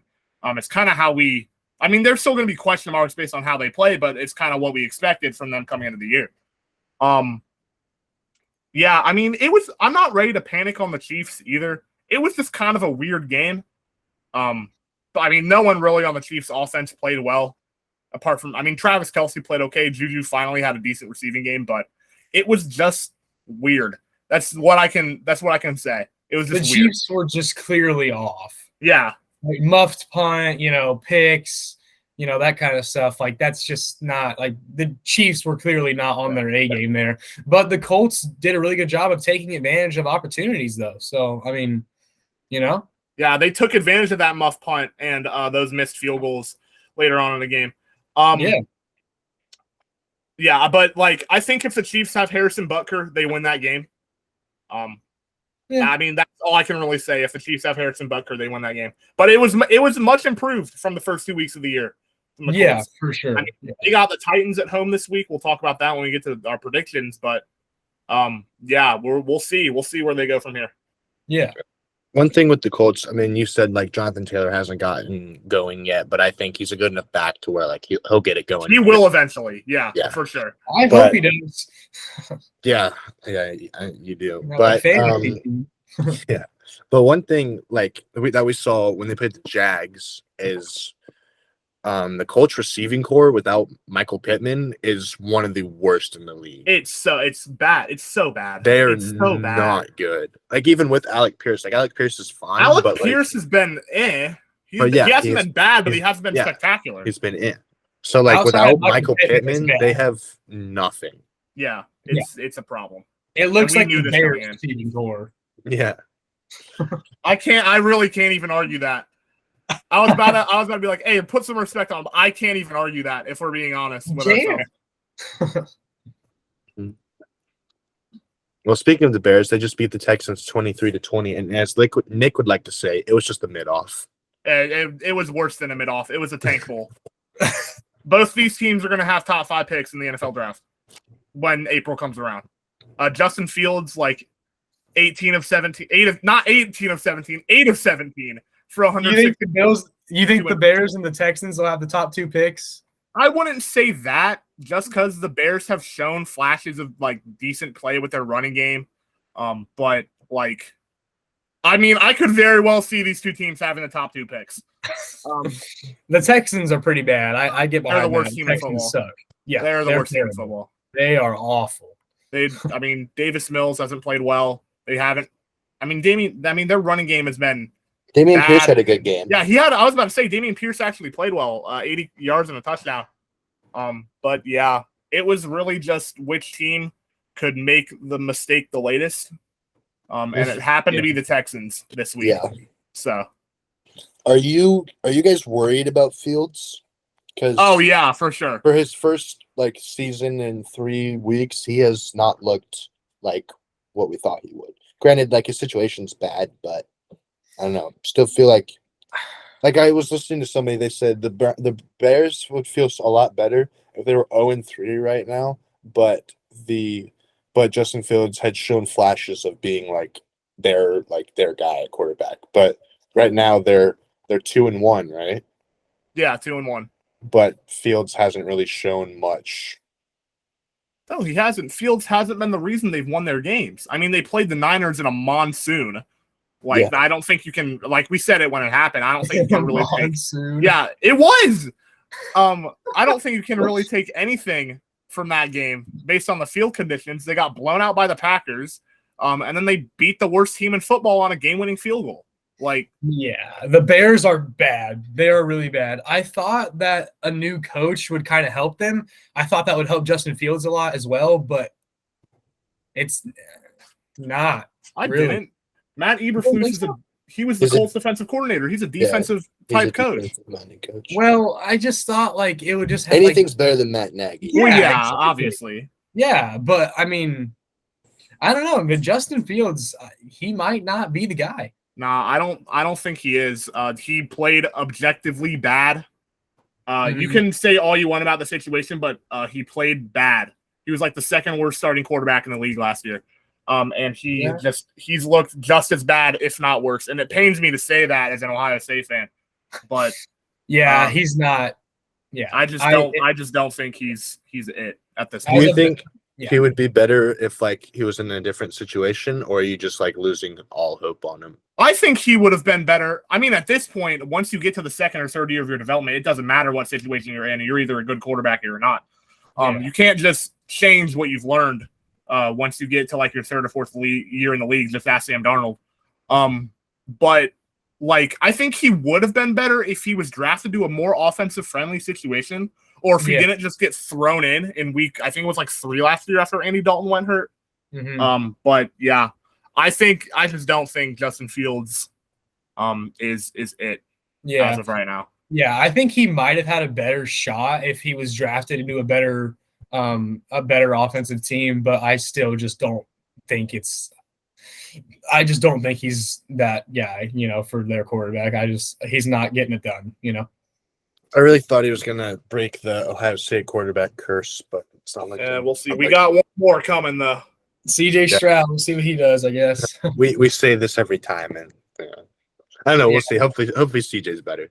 Hopefully. But also with the Bears, David Montgomery got hurt again, so Khalil Herbert had a day, 157, 2 touchdowns. Mm-hmm. Honestly, Khalil Herbert, he's a good running back. I mean, he's in his second year. He could very easily become like that number one guy if Montgomery cannot consistently stay on the field. And like the Bears, they could even like trade him to a team, and I feel like he could still be good because he's a pretty like elusive back. Like I like what I saw from him this past week, especially like with the Bears' putrid O-line. To get 157 yards and 2 touchdowns as a backup is really impressive. Yeah, it's true. Yeah, I almost think he could, step in and take over for David Montgomery, honestly. Yeah, and then they can flip David Montgomery for some picks or whatever. It Yeah, just depends on who the Bears want to go healthy. with moving forward, if we're being honest. As far as the running back position goes. It's one of the bright spots of that team. The running backs, Roquan Smith, are that's about it, though. Yeah, I mean, we had this conversation last year when Montgomery missed time. I mean, Herbert went in and did pretty solid as a rookie, and so like heading into his second year, he's starting off on the right foot. And so I could very easily just see them moving on from Montgomery because he hasn't really been efficient, hasn't really played, like hasn't really been available. And so having a guy that is younger and is as of so far hasn't really dealt with injuries, I think. I mean, the Bears are probably just searching for talent. So yeah, I mean, David Montgomery's a lot more injury prone, that's for sure. Yeah. Quick shout out to Roquan Smith. 16 tackles and an interception in this game. That is a hell of a stat line. Yeah. And like I just said, one of the couple bright spots of that team, but Roquan Smith is really good. Is he going to get traded? Because I think they should, just because I think the Bears need to go full rebuild mode. Yeah. If they haven't started, they should. Mm-hmm. But yeah, and when that happens, I think they should trade Roquan Smith for whatever value they can get out of him. Unless it's like his second or third year, then they might build around him. Bengals. Yeah. He's 25. I think this is his fourth year. Yeah. This is his fourth year. Yeah, he's in a contract year right now because they didn't give him the fifth, I don't think. Yeah. So yeah, he's in a contract year. But that's why like preseason he wanted to get traded, but they didn't. Trade him to the Bengals, man. Yeah. Yeah, that'd be a good trade. That would be. We'll give him Jesse Bates. Yeah, 1 for 1. 1 for 1. Yeah, because we can't pay both. Yeah. Jesse Bates is leaving anyway, so might as well. But Jesse Bates has been good though. Like he has been good. I'm just saying, like he doesn't. Yeah. Like, we can't resign him, so like. Yeah. Yep. I kind of talked about this earlier, but the Chargers, man, they got demolished by the Jags of all teams. That was rough. Yeah, I mean, Keenan Allen didn't play. Slater went down. He's out for the year. Bosa went down. He's on IR. Herbert wasn't 100% off of his rib injury. Yeah. So, like, I'm not worried about him, but like the injury bug has hit them strong, like off the gate here, and so that is like a little bit worrisome. But like, I still think they're going to be fine. Are they going to make like the Super Bowl? I'm not sure, but I want to talk about the Jags for a second. I feel the Jags are legit. Like, I think the Jags are a legitimate football team. Trevor Lawrence, like Nick has been saying constantly, like has stepped up and has proven to be like the generational talent that everyone has been saying he is. And Christian Kirk has been really impressive these last 2 weeks. Their defense is really good. Devin Lloyd is one of the best young middle linebackers this season. And Doug Peterson has been coaching them really well. I mean, they're atop of their division 2-1, and they just beat the team that a lot of people thought were Super Bowl favorites. Granted, they were a little bit banged up, but still. And what's been really impressive to me was James Robinson. Coming off of an Achilles injury, I thought he was just going to be a complete non-factor in the offense, but he's looked like the James Robinson of old. I mean, he's rushing. He's getting all the goal line touches, rushing 17 carries, 100 yards and a touchdown. Like, I thought it was going to be Etienne's backfield, but Etienne's kind of been that second guy. And so Etienne's been a little disappointing. He hasn't really done too much. Yeah, but like but Kirk has been good, and like even Evan Ingram's been solid. Like they've they looked really good these past 3 weeks, and I think they're kind of how the Dolphins are, but not to the level like the Dolphins. Yeah, not quite there. The Dolphins can make like a playoff push. Like I don't think the Jags can make a playoff push, but they look significantly better than they did last season. They are also on the right track because they have made significant improvements for sure. And yeah, they just absolutely rolled the Chargers, which I'm surprised about, given the Chargers were, had a lot of injuries and stuff, but it's still just kind of surprising to see the Jags just roll the Chargers, Yeah, who would have thought that the two biggest wins of week 3 would be the Jags and the Dolphins? Yeah, like what? I mean, anything can happen in the NFL, and Doug Peterson was huge for the Jags. That was a really good hire for them. Trevor Lawrence has stepped up and played a lot better. Christian Kirk's been earning that money they gave him. Yeah, they have been looking like a good and very improved football team. I don't think they're quite as legit as some of the other teams, but I do think they have massively improved for sure. Yeah. All right, Nick, go brag about Trevor Lawrence. Yeah, for sure. I think you all are downplaying the Jags a little bit. The Jags are by far the class of that division. And honestly, the way they played, I don't think it would have. I mean, that's not really saying a whole lot considering how the teams in their division have played, but I don't really think it's close. And like granted, like you said, the Chargers were a little bit banged up. I don't really think it would have mattered based on how the Jags were playing. I mean, Trevor Lawrence, 28 of 39, 262, 3 touchdowns. James Robinson, 100 yards on the ground, 1 touchdown. Zay Jones, Christian Kirk, Marvin Jones, all caught a touchdown in the receiving game. Devin Lloyd, you touched on. The Jags defense as a whole has been one of the better ones in the league so far. They've allowed 10 points in their last 2 games. It doesn't matter who you're playing. That is absolutely fantastic. And like you said, we said that Christian Kirk, that contract was very, very steep for an average receiver. But like I said in the offseason, it's not like the Jags are paying some like bums. Like the players that they're playing are proven players in the NFL. Christian Kirk's a proven receiver in the NFL. Yeah, but it was just like they gave him so much. $87 million is still too much. But I mean, he's been playing like he's earned it so far. Yeah. It's about 267 yards, 3 touchdowns on 18 catches so far this year. He's been very good for that Jags team. I mean, I could see the Jags winning this division and maybe winning a game in the playoffs. Realistically, yeah, I can see him definitely making it to the divisional round for sure. I mean, if the Colts don't step up, yeah, the Colts and the Titans. I mean, we're gonna see. But yeah, they're a real threat in that division for sure. Yeah, Jags are a real team that everyone should be keeping their eyes on. They play the Eagles this week, which is a game I am real interested to watch. That is going to be a good game. Yeah. I mean, if they can beat the Eagles, like we just said that the Eagles are looking like the best team in the NFL. Like if they can beat them, like in Philly too. Legit. Yeah. If they can go back-to-back weeks beating the Chargers and the Eagles, then that's huge confidence boost. That is insane if they do that. Yeah, Trevor Lawrence is going to haunt my nightmares for the next 15 years. I'm not looking forward to it. No, you've been saying you were like Trevor's that generational guy because remember we did the preseason predictions one, and like me and Zach, we touched on this. Like we said, Zach Wilson was going to have that level, and you said that Tua and Trevor Lawrence was gonna like kind of explode this year. And 3 weeks in, you're looking mighty fine there. Yeah. Yeah, it doesn't help when you have Urban Meyer as your head coach for the first 14 I mean, we all knew that year. was the problem. Yeah, that was definitely the problem. But, I mean, there were questions with Trevor Lawrence, though. But, I mean, Yeah, that's the thing. It's not like Trevor Lawrence played well last year. Like, he was the 3rd best rookie quarterback and behind Mac Jones and Davis Mills.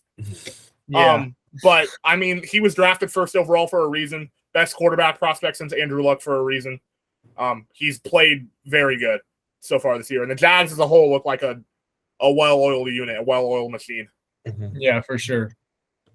Speaking of Andrew Luck, I meant to talk about this when we were talking about the Bengals, but it's been kind of going in my head a little bit. This might be a complete overreaction, but like obviously their offensive line is a problem, and it's been a problem throughout Joe Burrow's entire career. And like I said, I don't think the man's seen a clean pocket since he stepped foot in the NFL field. But like already having one injury, and like he's on pace for like another 100 sacks or whatever, which probably won't happen. But like, If are that any like happens, are he's you? done. Yeah, You like can't take are 100 sacks in a year. are you worried that he could potentially be like the next Andrew Luck? Like in his first years, like he does phenomenal, and he's like a franchise quarterback, but like he just he just can't Keeps taking like hits. not stay healthy, but it's more just like the hits that he's taking constantly, like it's gonna take a toll on him eventually. Yeah, that's what I've been saying the past 2 years since he's been in the NFL. That's why the offensive line is a serious issue that needs to be fixed now. Because like Joe Burrow is a generational talent. I mean, this guy, I mean, he is that guy. And I mean, the Bengals are just going to waste him because he just takes too many hits. You know, I am genuinely concerned that we will see a Andrew Luck type of like situation with that. Yeah, learn from the Colts. You fix it before it's too late. Yeah, and if we still had Andrew Luck, who knows where we would be at right now. Yeah, and the Bengals so far have not fixed it. Yeah, so they got. I mean, they still got time, but they're running out should of be time their number one quickly. priority if it's not already. They're running out of time pretty quickly. Yeah, that was just something I've been thinking about recently. Mm-hmm. So. Yeah, for sure. All right. What should we talk about next? Do you want to talk about the Rams and the Cardinals, or would you rather skip that and talk about Packers Bucks? Packers Bucks was a good game. I mean, I didn't really watch the Rams Cardinals game. Did anything really happen? I mean, the Cardinals didn't play well. Obviously, they're 12 points. Both teams played Yeah, so the Cardinals were behind most of the game. They tried to make a push late. Yeah. We can skip that one. The Rams played Packers Bucks. This really wasn't that much better of a game. 14-12. Tom Brady tried to orchestrate one of his, game-winning drives, and he came up just short with that 2-point conversion there. They got to delay a game, and that set them back, and they just couldn't do anything at that point. Russell Gage dropped it, which really sucked because he had a good game. Yeah. What's going on with Tom Brady? Like, I have him in fantasy, and he's the reason I'm 1-2. So I'm searching for answers here. I don't know what's going on. I mean, I know he has a lot of personal stuff. I mean, the guy's 40. Like Mike Evans, like his receiving core hasn't been healthy, but like it's Tom Brady. Like he's won with less. Yeah, for sure. I don't know what the issue is, honestly. I think there's a lot of stuff going on in his personal life behind the scenes that we don't see that's probably affecting it. Obviously that we did see he took, that 10 days off of training camp. So there's definitely some stuff behind the scenes there in his personal life. But other than that, I couldn't tell you, honestly. Yeah. I think it's a combination of Brady. I think he's finally hit a little bit of a wall in terms of his physical ability. I mean, he's 45. I don't think he was keeping his body in tip-top shape just because he retired and then he came back. I think for that little bit of that little period, he wasn't entirely focused on getting himself ready for the next season. And like you said, the stuff at home is obviously going to affect him somewhat. I mean, I don't really want to talk about this in great depth because I don't think that's what we should be talking about. But there's no denying that his home life is struggling right now. Yeah, for sure, and that's gonna affect you. No matter what you do, I mean, that's gonna affect how you play football. Yeah, and the lack of the lack of a fantastic O-line. Their O-line's been not, I want to say decimated, but it's dealt with some injuries. Their receiving corps is dealing with injuries and suspension. And good Packers defense. So I think that's just kind of a perfect storm, at least for this game. But Tom Brady is not playing well at all this year, if we're being honest. Mm-hmm. I think the biggest thing coming out of this game was Romeo. Is it Doubs or Dubs? Romeo Doubs. He kind of showed that he's like their wide receiver one this year. I mean, 8 catches, 73 yards, and a touchdown. I mean, I thought it was going to be Lazard. Lazard also had a touchdown, but Lazard hasn't really showed me much.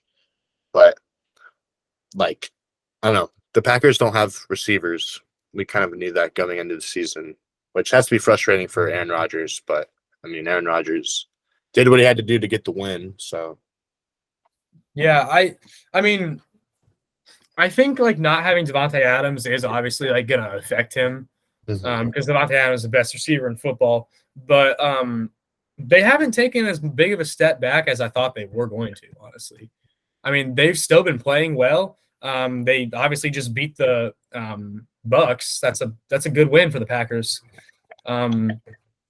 They're still playing well, you know. Aaron Rodgers is still doing his thing, and you know he doesn't have quite as the level of receivers that he had last year, but I mean he's still doing his thing. Yeah, their defense looks good. Defense looks very good, yeah. So yeah, I think the Packers, you know, the Packers are still in a good spot. I would say. We'll see. The Packers their offense kind of just fell off after the first half. They didn't do anything in the second half. Didn't score a single point. Playing the Bucks defense is kind of expected. But yeah, I mean Romeo Doubs has asserted himself as the wide receiver one for now. For now, well, it might change in a week or two. We don't really know. Yeah, based on very well could change in a week or two. But yeah, it was just kind of bleh. On both sides, it was interesting at the end when Russell Gage dropped that 2-point conversion. It wasn't a great throw by Brady, but it still hit him in the hands. He probably should have pulled it in. I mean, 12 catches, 87 yards and a touchdown. We'll see if Russell Gage gets used more in that Tampa Bay offense going forward. I mean, their wide receiver core with Mike Evans, Chris Godwin, Julio Jones, and whatnot. They're obviously very good receiving core, but it's going to be interesting to see if they use him more so in that passing game. Yeah, for sure. Yeah, it was more just like a defensive game, I felt like. But we'll see. Two top NFC teams like in the past, but they're having their own struggles for sure. Yeah, especially offensively. Yeah. Do you want to talk about the Falcons Seahawks? I mean, that's another just tank off. Similar, yeah, Texans Bears game. I will say the Falcons offense has looked better than expected coming into this year. Sure. Drake London has been actually playing pretty well. There's Cordell Patterson. Yeah, which I expected Cordell Patterson to kind of drop off a little bit because he's like 31 years old. I thought he was going to just have like 1 year of like fame and then he was going to just fall off the face of the earth, but he's still doing well. Yeah. Kyle Pitts still hasn't scored a touchdown. Yeah, I mean, honestly, I think that's more of the Falcons offense just not utilizing him. I think that's more the offensive coordinator than Kyle Pitts. It is. But yeah, that's weird. It was like this way last year too. Mm-hmm. He's got one touchdown in his career, and that game was in London against the Jets. He hasn't scored a touchdown on American soil. Yeah. I don't understand why Kyle Pitts is not scoring touchdowns. Like I don't get that. You know, like he has the build of like one of the best red zone targets you could ask for. I know, and like he has the speed of a freaking wideout. Like, yeah, I don't get that at all. That's like the part that's really been surprising to me about like the Falcons offense and Kyle Pitts is like I don't get how Kyle Pitts is not getting more. You know. Mm-hmm. That's weird. Yeah. Like, both these teams are bad. I mean, the Seahawks have gone back to bottom feeder like we expected from them. I would not be shocked. That was going to happen. I would not be shocked if these teams are 2 top 5 teams in the NFL draft. Like I said earlier with the Texans and Bears. I agree with that as well. Yeah. Yeah. I mean, another bad game was the Sunday night game. It was 11-10. Broncos pulled it out, but it was the second 11-10 game in NFL history. Jimmy G sucked. He's terrible. Russell Wilson wasn't much better. It was all around just a terrible game. There really isn't much to talk about in that game. I mean, we can gloss over. I'd like to talk about the Broncos. Yeah. Go for it. Like you like have always said that like they're going to be disappointing, and like you're right, like they have been disappointing, like that you have been proven right on that so far. But I think like I'm worried for the Broncos. Like if I'm a Broncos fan, like I'm panicking a little bit because like we've said, like they're in like they're in like a tough division. They're ahead of the division currently, but like both of their wins are like ugly wins. And I think Nathaniel Hackett is kind of how Josh McDaniels is, like, he's not a good head coach. He literally had to get like an advisor to like tell him what to do, like in game situations. Like, that's not a good look for your head coach. That like, is very like that true. should be super worrisome for Broncos fans. And also, like, the running game hasn't really been getting going. Like, Javonte Williams, 15 carries, only 58 yards, averaging 4 a carry. Like, that's not great. Judy, like, was hurt and came back. But one thing, like, Russell Wilson hasn't played well. Like, I understand that. Like, he hasn't played to, like, what he probably should be. But the amount of Russell Wilson hate I've seen since the season start is so much. And I think it's, like, kind of out of pocket. Because, like, Russell Wilson, like, I might be biased because he's, like, one of my favorite players. But, like, Russell Wilson, I feel like he's a guy that you root for. Like, yeah, like, he hasn't won anything in a while. But the amount of just, like, hate that I've seen Russell Wilson get throughout this season is more than I think is warranted. Yeah. Like, I don't think he's done anything. Like, him leaving Seattle, like, there might have been some controversy there, but it wasn't like there's been worse controversy like that's happened. Like, it wasn't really like publicly displayed. And like, yeah, maybe he does some like cringe stuff on social media or whatever, but like that shouldn't be like how people like look at him. Like, people are saying, like, discrediting like his Super Bowl wins, his Super Bowl runs and stuff. I'm like, where did this come from? Yeah, people are calling him not a Hall of Fame quarterback. And I'm like, you're out of your mind. No, He's been like you think sustainable his entire career, and he's had 3 bad weeks. And everyone are saying he's this terrible quarterback, and everyone's just really hating on him. And I'm just curious where that's all coming from. Like, I just think that like Russell Wilson might be kind of nearing the end of his career. I mean, he's 33. Like, I mean, well, that's not like that. Like, that's not that old for a quarterback. But like, No, but like, I just like I feel like he's kind of starting to get towards the end of his career. You know, last year he was like significantly worse than his normal self last year. And he also had that thumb injury last year. Yeah, that too, that thumb injury. And you know, this year's just been more of the same as it was last year. So that's part of the reason why I wasn't so high on the Broncos, because like I love Russell Wilson and he is a great Hall of Fame quarterback, but I just think he's kind of past his prime. Yeah, for sure. The Broncos, like I touched on this earlier, the Broncos are leading the division at 2-1, and they've looked the worst out of all the teams in that division. Which is really, really weird. I will say, if the Broncos offense can get anything going, I would look out for this team because their defense has played really well. They're the reason they've won 2 games. I mean, that is true. You can look at the teams they've played and be like, oh, they're not great teams, but they held them all to 17 points or less. Yeah, that's true. I mean, they just got to get the offense going. Yeah, they just got to get the offense going. Which I predicted, it was one of my few misses this week. I predicted that the Broncos offense would get going this week at home against the Niners, and they just didn't. And now I'm actually concerned about that offense because their running game hasn't been going. Russell Wilson hasn't been playing well. I mean, Cortland Sutton's been playing good. Their receivers have been getting separation, but what Russell Wilson just hasn't been able to get the ball to him consistently. Yeah. Yeah, if I'm a Broncos fan, I'm concerned with these games. Yeah, for sure. Yeah, there might be 2-1, but you're still not. It's really not a good 2-1. Pretty. Yeah, you're not sitting pretty in that. No, not at all. And especially in that division, like they've been disappointing, but they're all still like good teams. And yeah, like, for sure, they can pick it up kind of at any point in time. Mm-hmm. Yeah. I mean, all right, last game.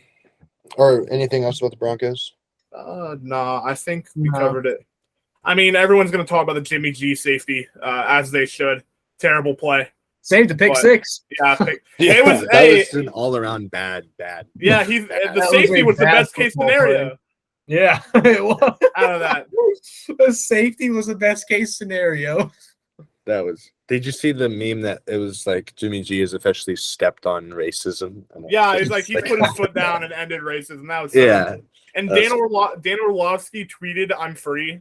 Yeah, that play happened.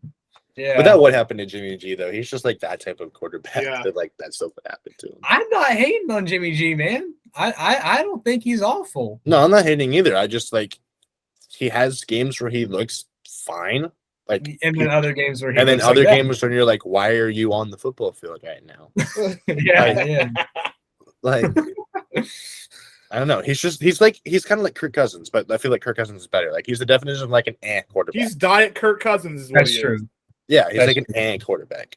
He is. Like those two quarterbacks are the textbook definition of a average quarterback. Yeah. It doesn't get any more average than those two quarterbacks. I would agree. Speaking of average quarterbacks, we had a Danny Dimes Cooper Rush duel on Monday night.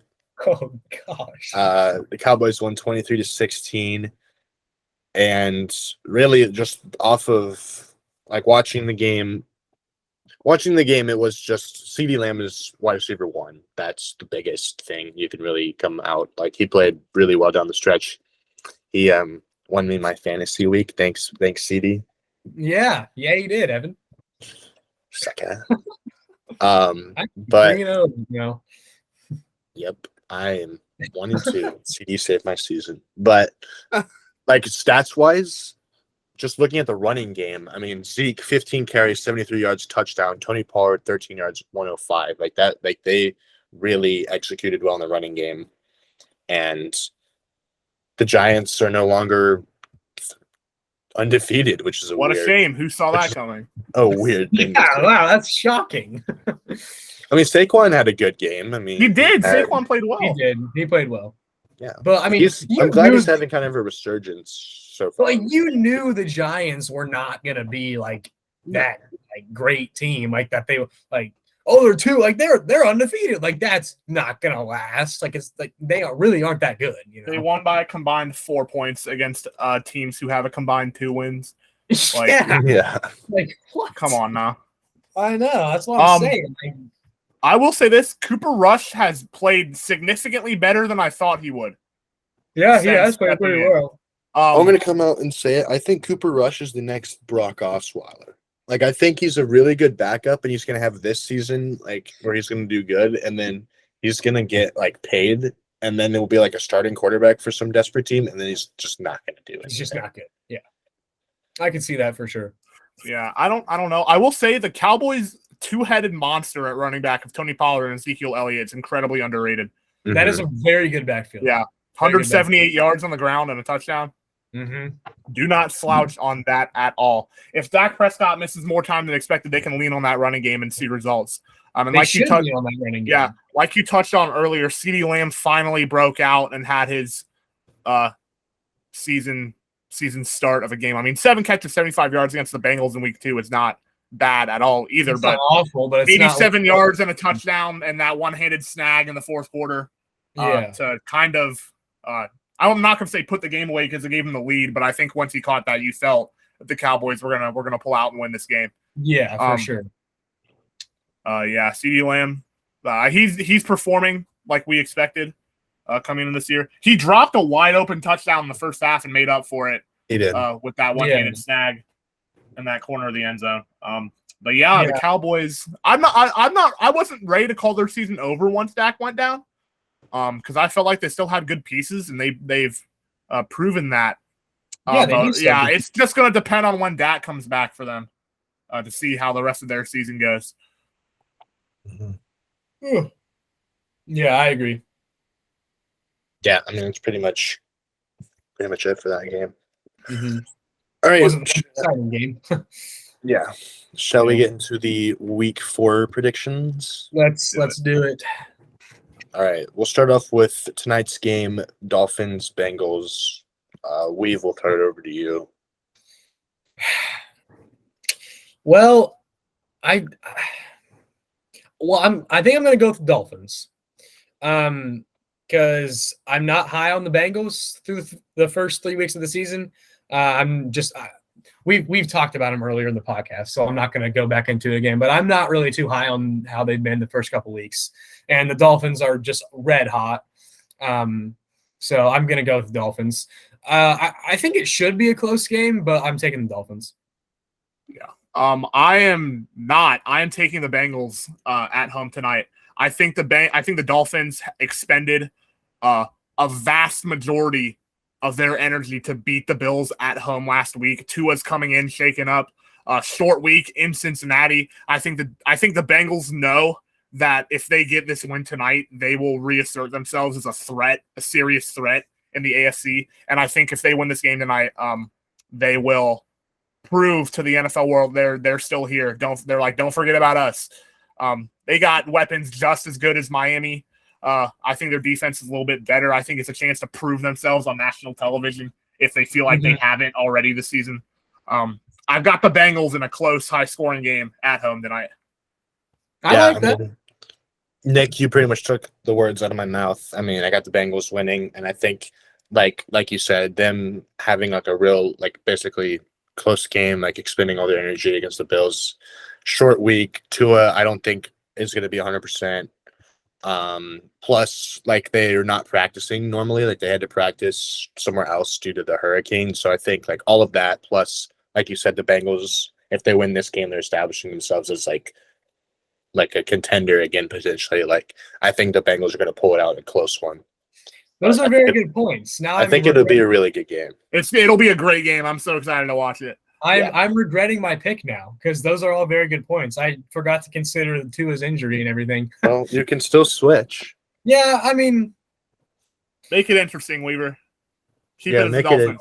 Make you it know what? interesting. I'm going to keep it with the Dolphins. I'm going to make it interesting. I'm going to keep it with the Dolphins. There you go. All right. Vikings Saints. You can start with this one as well. We'll just go you, Nick, and me. Yeah, I'd say the Vikings probably. I just don't like the Saints quarterback situation. Vikings kind of bounce back, get Justin Jefferson more involved. That's kind of what I'm thinking. Although Marshawn Lattimore. But, I don't know. I'm going to take the Vikings. Yeah, I like the Vikings in this game too. This game's being played in London. First London game of the year. So that'll be interesting to see. But yeah, I like the Vikings too. I just think they're better than the Saints slightly at every position that really matters. And I just don't think the Saints have looked that good so far this year. So yeah, I'll take the Vikings. I think it'll be a little bit of a lower scoring game than people expect, but I like the Vikings to win by like 10-ish. Yeah. Yeah, I'm going to go Vikings as well. Like you said, I don't think the Saints have anything too special. We'll see if Dalvin Cook plays, but I think even if he doesn't, like the Vikings offense is still good enough. And did you guys see that meme? It was like the Queen really couldn't last for like. I did see that. Yeah. Like it was Kirk Cousins. It's a shame the Queen of England couldn't see Kirk Cousins versus Jameis Winston on London. Yeah. Really a tragedy. Yeah. So that was good. But yeah, I got the Vikings taking the dub. All right, Seahawks Lions up next. I'm going to take the Lions. We've discussed all of these teams already, so like I'll just say I'm going to pick the Lions. The Seahawks are one of the worst teams in the NFL. So I'm taking the Lions. Yeah, Lions at home as well. I think they're a bit bitter from how they lost that game last week. They just have more weapons across the board than Seattle. I don't know if Amon-Ra St. Brown is going to play. I don't think it's going to really matter. If he doesn't play, they still win. I don't think it really matters. I think the Lions will get somewhat back on track after this week. Mm-hmm. Yeah, I agree with both of you. I think the Lions are going to take this one. DeAndre Swift is doubtful. More than likely he won't play, but I think Jamal Williams has showed enough like early on this season that he's not a slouch of a backup running back. They'll be even without Devontae Adams, like you're not really losing, or not Devontae Adams. Even without DeAndre Swift, like you're not losing a lot of production there. And I think like you both said, the Seahawks are just bad. So I think it should be a pretty easy win for the Lions. Yep. Up next, Jets Steelers. I'm going to take the Steelers because for some reason Mike Tomlin doesn't lose football games. So I'm taking the Steelers. I'm going to take the Steelers at home too. I think this game depends on the play of Zach Wilson. We'll see if he plays, and if he does play, how good he is coming off that MCL injury. If Zach Wilson plays well, the Jets win this game because I think the Jets have a better roster. Especially offensively, and the Steelers without TJ Watt. But I don't think Mike Tomlin knows that this game is do or die. in terms of the Steelers and their season. And if there's one coach in the NFL that I can count on to win a must-win game, it's Mike Tomlin. So I'm going to take the Steelers at home in a lower-scoring game. Not really. Yeah, Steelers. Not real much else to say besides that. Once again, Nick took the words right out of my mouth. I think the Steelers will win, but it just really depends on Zach Wilson's play because coming off an MCL, I don't think he's going to be at his best. So I think the Steelers will edge this one out. But I think it'll be a closer game. Bears, Giants. Giants. I think the Giants just because the Bears are also a really, really bad football team. Saquon Barkley's gotten rolling again this year. So, I mean, I honestly don't see any reason why the Giants would lose this game. I'm actually going to take the Bears on the road in this game. I don't think the Giants' run defense is that great, and the Bears' strength of their offense is their running game. And I don't think, like, Justin Fields, Daniel Jones, I almost called him Daniel Jones. Justin Fields, Daniel Jones, not two great quarterbacks. I think the Bears' defense, especially, I think Roquan Smith could single-handedly win them that game against the Giants. I have the Bears pulling out a close one on the road, starting 3-1 somehow. But yeah, I'll take the Bears in this one. I'm also going to take the Bears because I just think Saquon is going to get his, but I think, like you said, Nick, their run defense is pretty solid. I think Roquan Smith is one of the best linebackers, and I think losing Sterling Shepard is going to hurt them in the passing game. And I think like Fields is going to try to like prove some doubters wrong against like a winnable game, and I think it's going to be a really bad game. Like it very well could be just like one touchdown and like multiple field goals. Like I think it's going to be a really rough game, but I think the Bears will edge it out. It's going to be a bad football game. Yeah, that's for sure. Yeah. Up next, Colts Titans. All right, I'm going to take the Colts. I really like the Colts here coming off that win against the Chiefs. They got some energy. Titans are just kind of not looking like what they did last year. Derrick Henry kind of taking a step back, I think. So I'm taking the Colts, hoping Jonathan Taylor can kind of get back on track here and, Yeah. I'm actually going to take the Titans in this game. For some reason, I don't know what it is, the Colts play the Titans better in Nashville. I don't understand why, but they play the Titans better in Nashville. I think this game's going to depend on if Shaquille Leonard plays or not. If Shaquille Leonard plays and they can shut down Derrick Henry, I think the Colts will win this game in a lower scoring game, but I don't know if he's going to play. In practice, they've all come together and they've been like, hey, our blocking needs to be better. Running backs, wide receivers, O-line, everything. But I think that Ryan Tannehill will do just enough. I don't know if Shaquille Leonard's playing, and which is why I'm going with the Titans. And besides, they play better in Indy against the Colts than at home. I'm going to take the Titans in this game. I'm also going to take the Titans because I think offensively both of these teams are pretty similar. They both have like top tier running backs, average QBs, below average receiving core. I think it's really just going to be which defense steps up, and I think with like the Shaquille Leonard possibly not playing, I think that the Titans defense is going to step it up a little bit more. I think Kevin Byard's going to have a good game. I just think their secondary is a little bit better, so I think the Titans are going to edge this one out. But I think it's just going to be like a ground and pound, just like who has a better D line, like who can make more plays on the defensive end. It's going to definitely be a ground and pound game between both those teams. It always is between these two. Mm-hmm. Yeah. Some old-fashioned football. Yes, sir. Up next, Chargers Texans. I want to take the Chargers because if they lose to the Texans, that's really bad. But they also lost to the Texans last year. So, but I am going to take the Chargers, though. Chargers getting healthy ish. Apart from Joey Bosa. Joey Bosa is out, and Rashawn Slater. But I think Keenan Allen's projected to play. Justin Herbert is obviously progressing for his rib injury. The Texans are a bad football team. Mm-hmm. And the Chargers need a win to kind of get themselves back on track. So I'm going to take the Chargers in this one. Yep. Yeah, I'm going Chargers too. Basically, both you guys said they're just overall the better team. Even with their injuries, they're still head over heels better than them. So I think it shouldn't be too much of a contest. Browns Falcons. I'll go with an upset. Falcons take them. Just because got to throw an upset in there. That's fair. I'm going to take the Browns. I don't think the Falcons' run defense is fantastic. And the Browns' strength of that team is their offensive line, their running game. I said before the year the Browns' running game will single-handedly win them 4 or 5 games.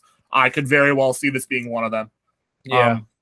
I think the Browns will control time of possession. Jacoby Brissett has shown that he can take care of the ball when he needs to. And yeah, I'll take the Browns in this one. I'm also going to go to the Browns because I just need Jacoby Brissett to have a good day for my fantasy team. So I'm going to pick the Browns. Plus, Nick Chubb is a lot better than their defensive line. That's true. But I don't think it's going to really be like that great of a game. Like I think I could easily see the Texans winning just because, like you said, they lost them last year, and like the Texans are. I don't know. The Browns are just weird. Cowboys versus Commanders. I think I'm going to take the Commanders here. I think they kind of keep rolling, get back on track. Carson Wentz kind of rebounds a little bit. Cowboys. I'm not really high on the Cowboys, so I'm going to take the Commanders. I think I'm also going to take the Commanders in this game. I don't really have any rhyme or reason. I just think Carson Wentz is a better quarterback than Cooper Rush. And I think the Commanders will be able to stop their run game a little bit. I think they'll win off like a field goal or something, and everyone will be questioning. I think Cooper Rush loses his first game as a starter, and this quote-unquote quarterback controversy is going to end real quick after this game. So, yeah, I'll take the Commanders. I'm going to go with the Cowboys single-handedly just because Micah Parsons. I think Micah Parsons is going to have a day because I don't think the Commanders' line's anything special. We saw that Carson Wentz kind of went back to earth, and I think Trayvon Diggs on Terry McLaurin is going to do a solid job. And I just think that the Cowboys' defense is overall better than the Commanders' offense. I mean, I don't think Cooper Rush is going to have a crazy game. I like you said, Nick. I think they'll hold the running. They can hold the running in check, but I just think it's going to be a defensive. Like the Cowboys' defense is going to be what wins them this game. Up next, the Jags and Eagles.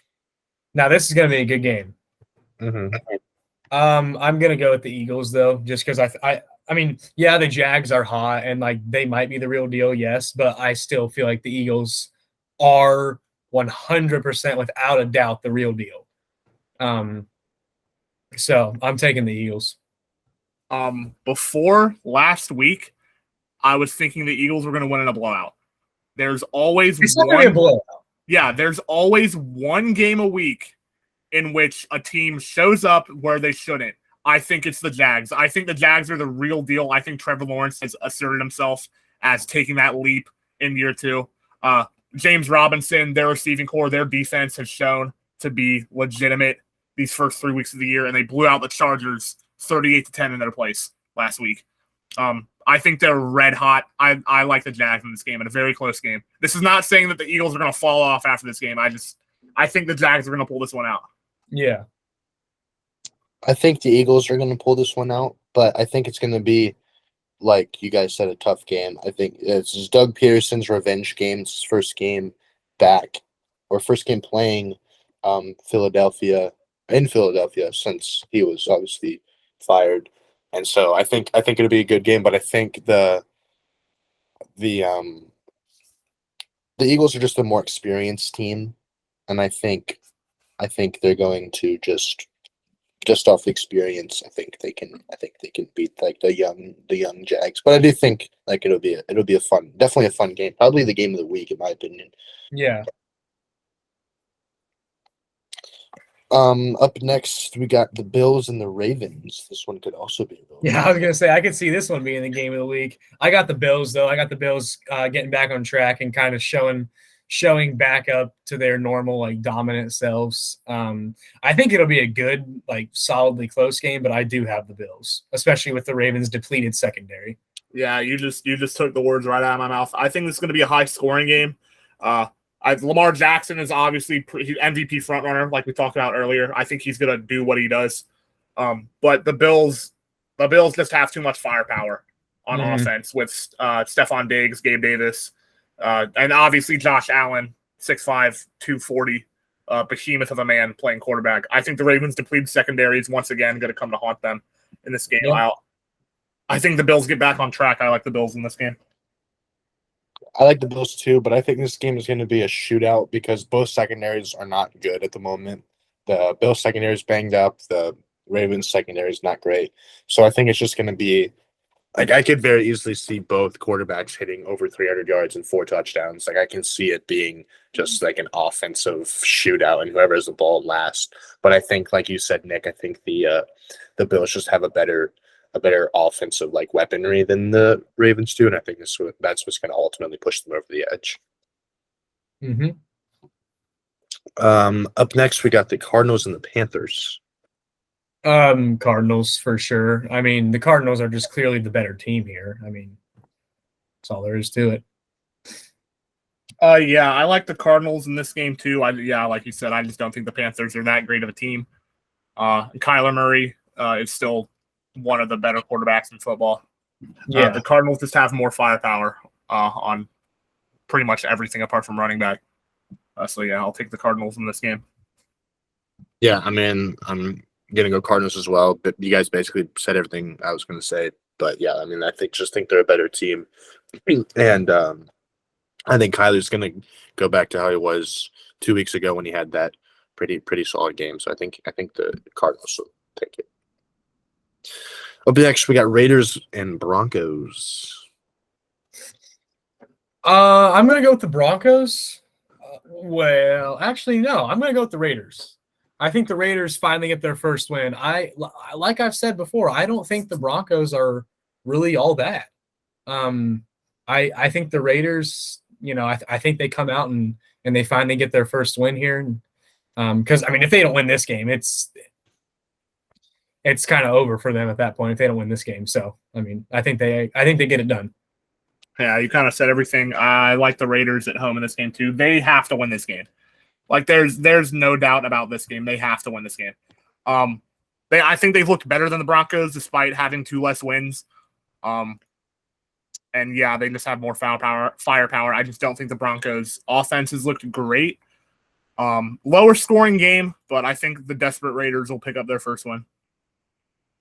Yeah, I think the Raiders are going to pick up the win as well. But I think the Broncos running game is going to get it going again. And I think Melvin Gordon and Javonte are going to have a good game. But I think just the Raiders, like you both said, they're 0-3 at home. Like if they don't lose this game, they're not looking good for this season. So I think like internally they're thinking to themselves, this is a must win. And I think after this game, it's going to raise a lot of questions on Nathaniel Hackett's like job stability as they lose to like an 0-3 team. Mm-hmm. Up next, we got Packers and Patriots. Packers. That's kind of an easy choice for me. Aaron Rodgers, man. That's kind of it. Nick? Sorry, I was taking care of something. Yeah, I like the Packers in this game as well. Especially without Mac Jones for the Patriots. Yeah, I think the Packers at home kind of just keep it rolling a little bit. I don't think the Patriots are that great. I think the Packers will win this one. Yeah, I'm going to go Patriots as well. Or not Patriots, sorry, Packers. I'm going to go Packers, just basically both what you guys said. Without Mac Jones, I really don't trust him. Aaron Rodgers, I think, will do enough. The Packers defense has been pretty good so far throughout the first couple of weeks, and I think the Packers will win this one fairly easily. Down at home. Next we got Sunday night Chiefs Bucks. Now this will be a good game. Kind of getting another clash of these two teams from the Super Bowl 2 years ago. Man, I don't know who. I think I'm going to take the Bucks. I think Brady and the Bucks bounce back here. After that close loss to the Packers, I think I just think the Bucks kind of, with Tom Brady, I think they just kind of have a little bit of an edge here. I mean, both teams have a chip on their shoulder after losing close games that they arguably should not have lost. So, I mean, it's going to be a good game. Two teams, trying to pull out a win here. I'm going to take the Bucks. Yeah, I'm gonna go with the Chiefs in this game. I think that I'm more concerned with Tampa Bay and their offense than I am with Kansas City and their offense. I think it was very clear that the Chiefs' offense was just off last week, and I think the Bucks' offense, especially their offensive line, had serious issues. I think the Chiefs feel like they have something to prove, and they're going to get a chance to do it on Sunday against Tom Brady and that Bucks defense. I like the Chiefs in this game. I think I'm going to go Chiefs as well. I was going to go Bucks if Chris Godwin played, but it's not looking like he's going to play. So I think it'll be a close one, but I think the Chiefs will do just enough offensively against one of the better defenses in the league, though. But I think the Chiefs will do enough offensively to pull out the win. All right, last but not least, we got Monday Night Football, Rams-Niners.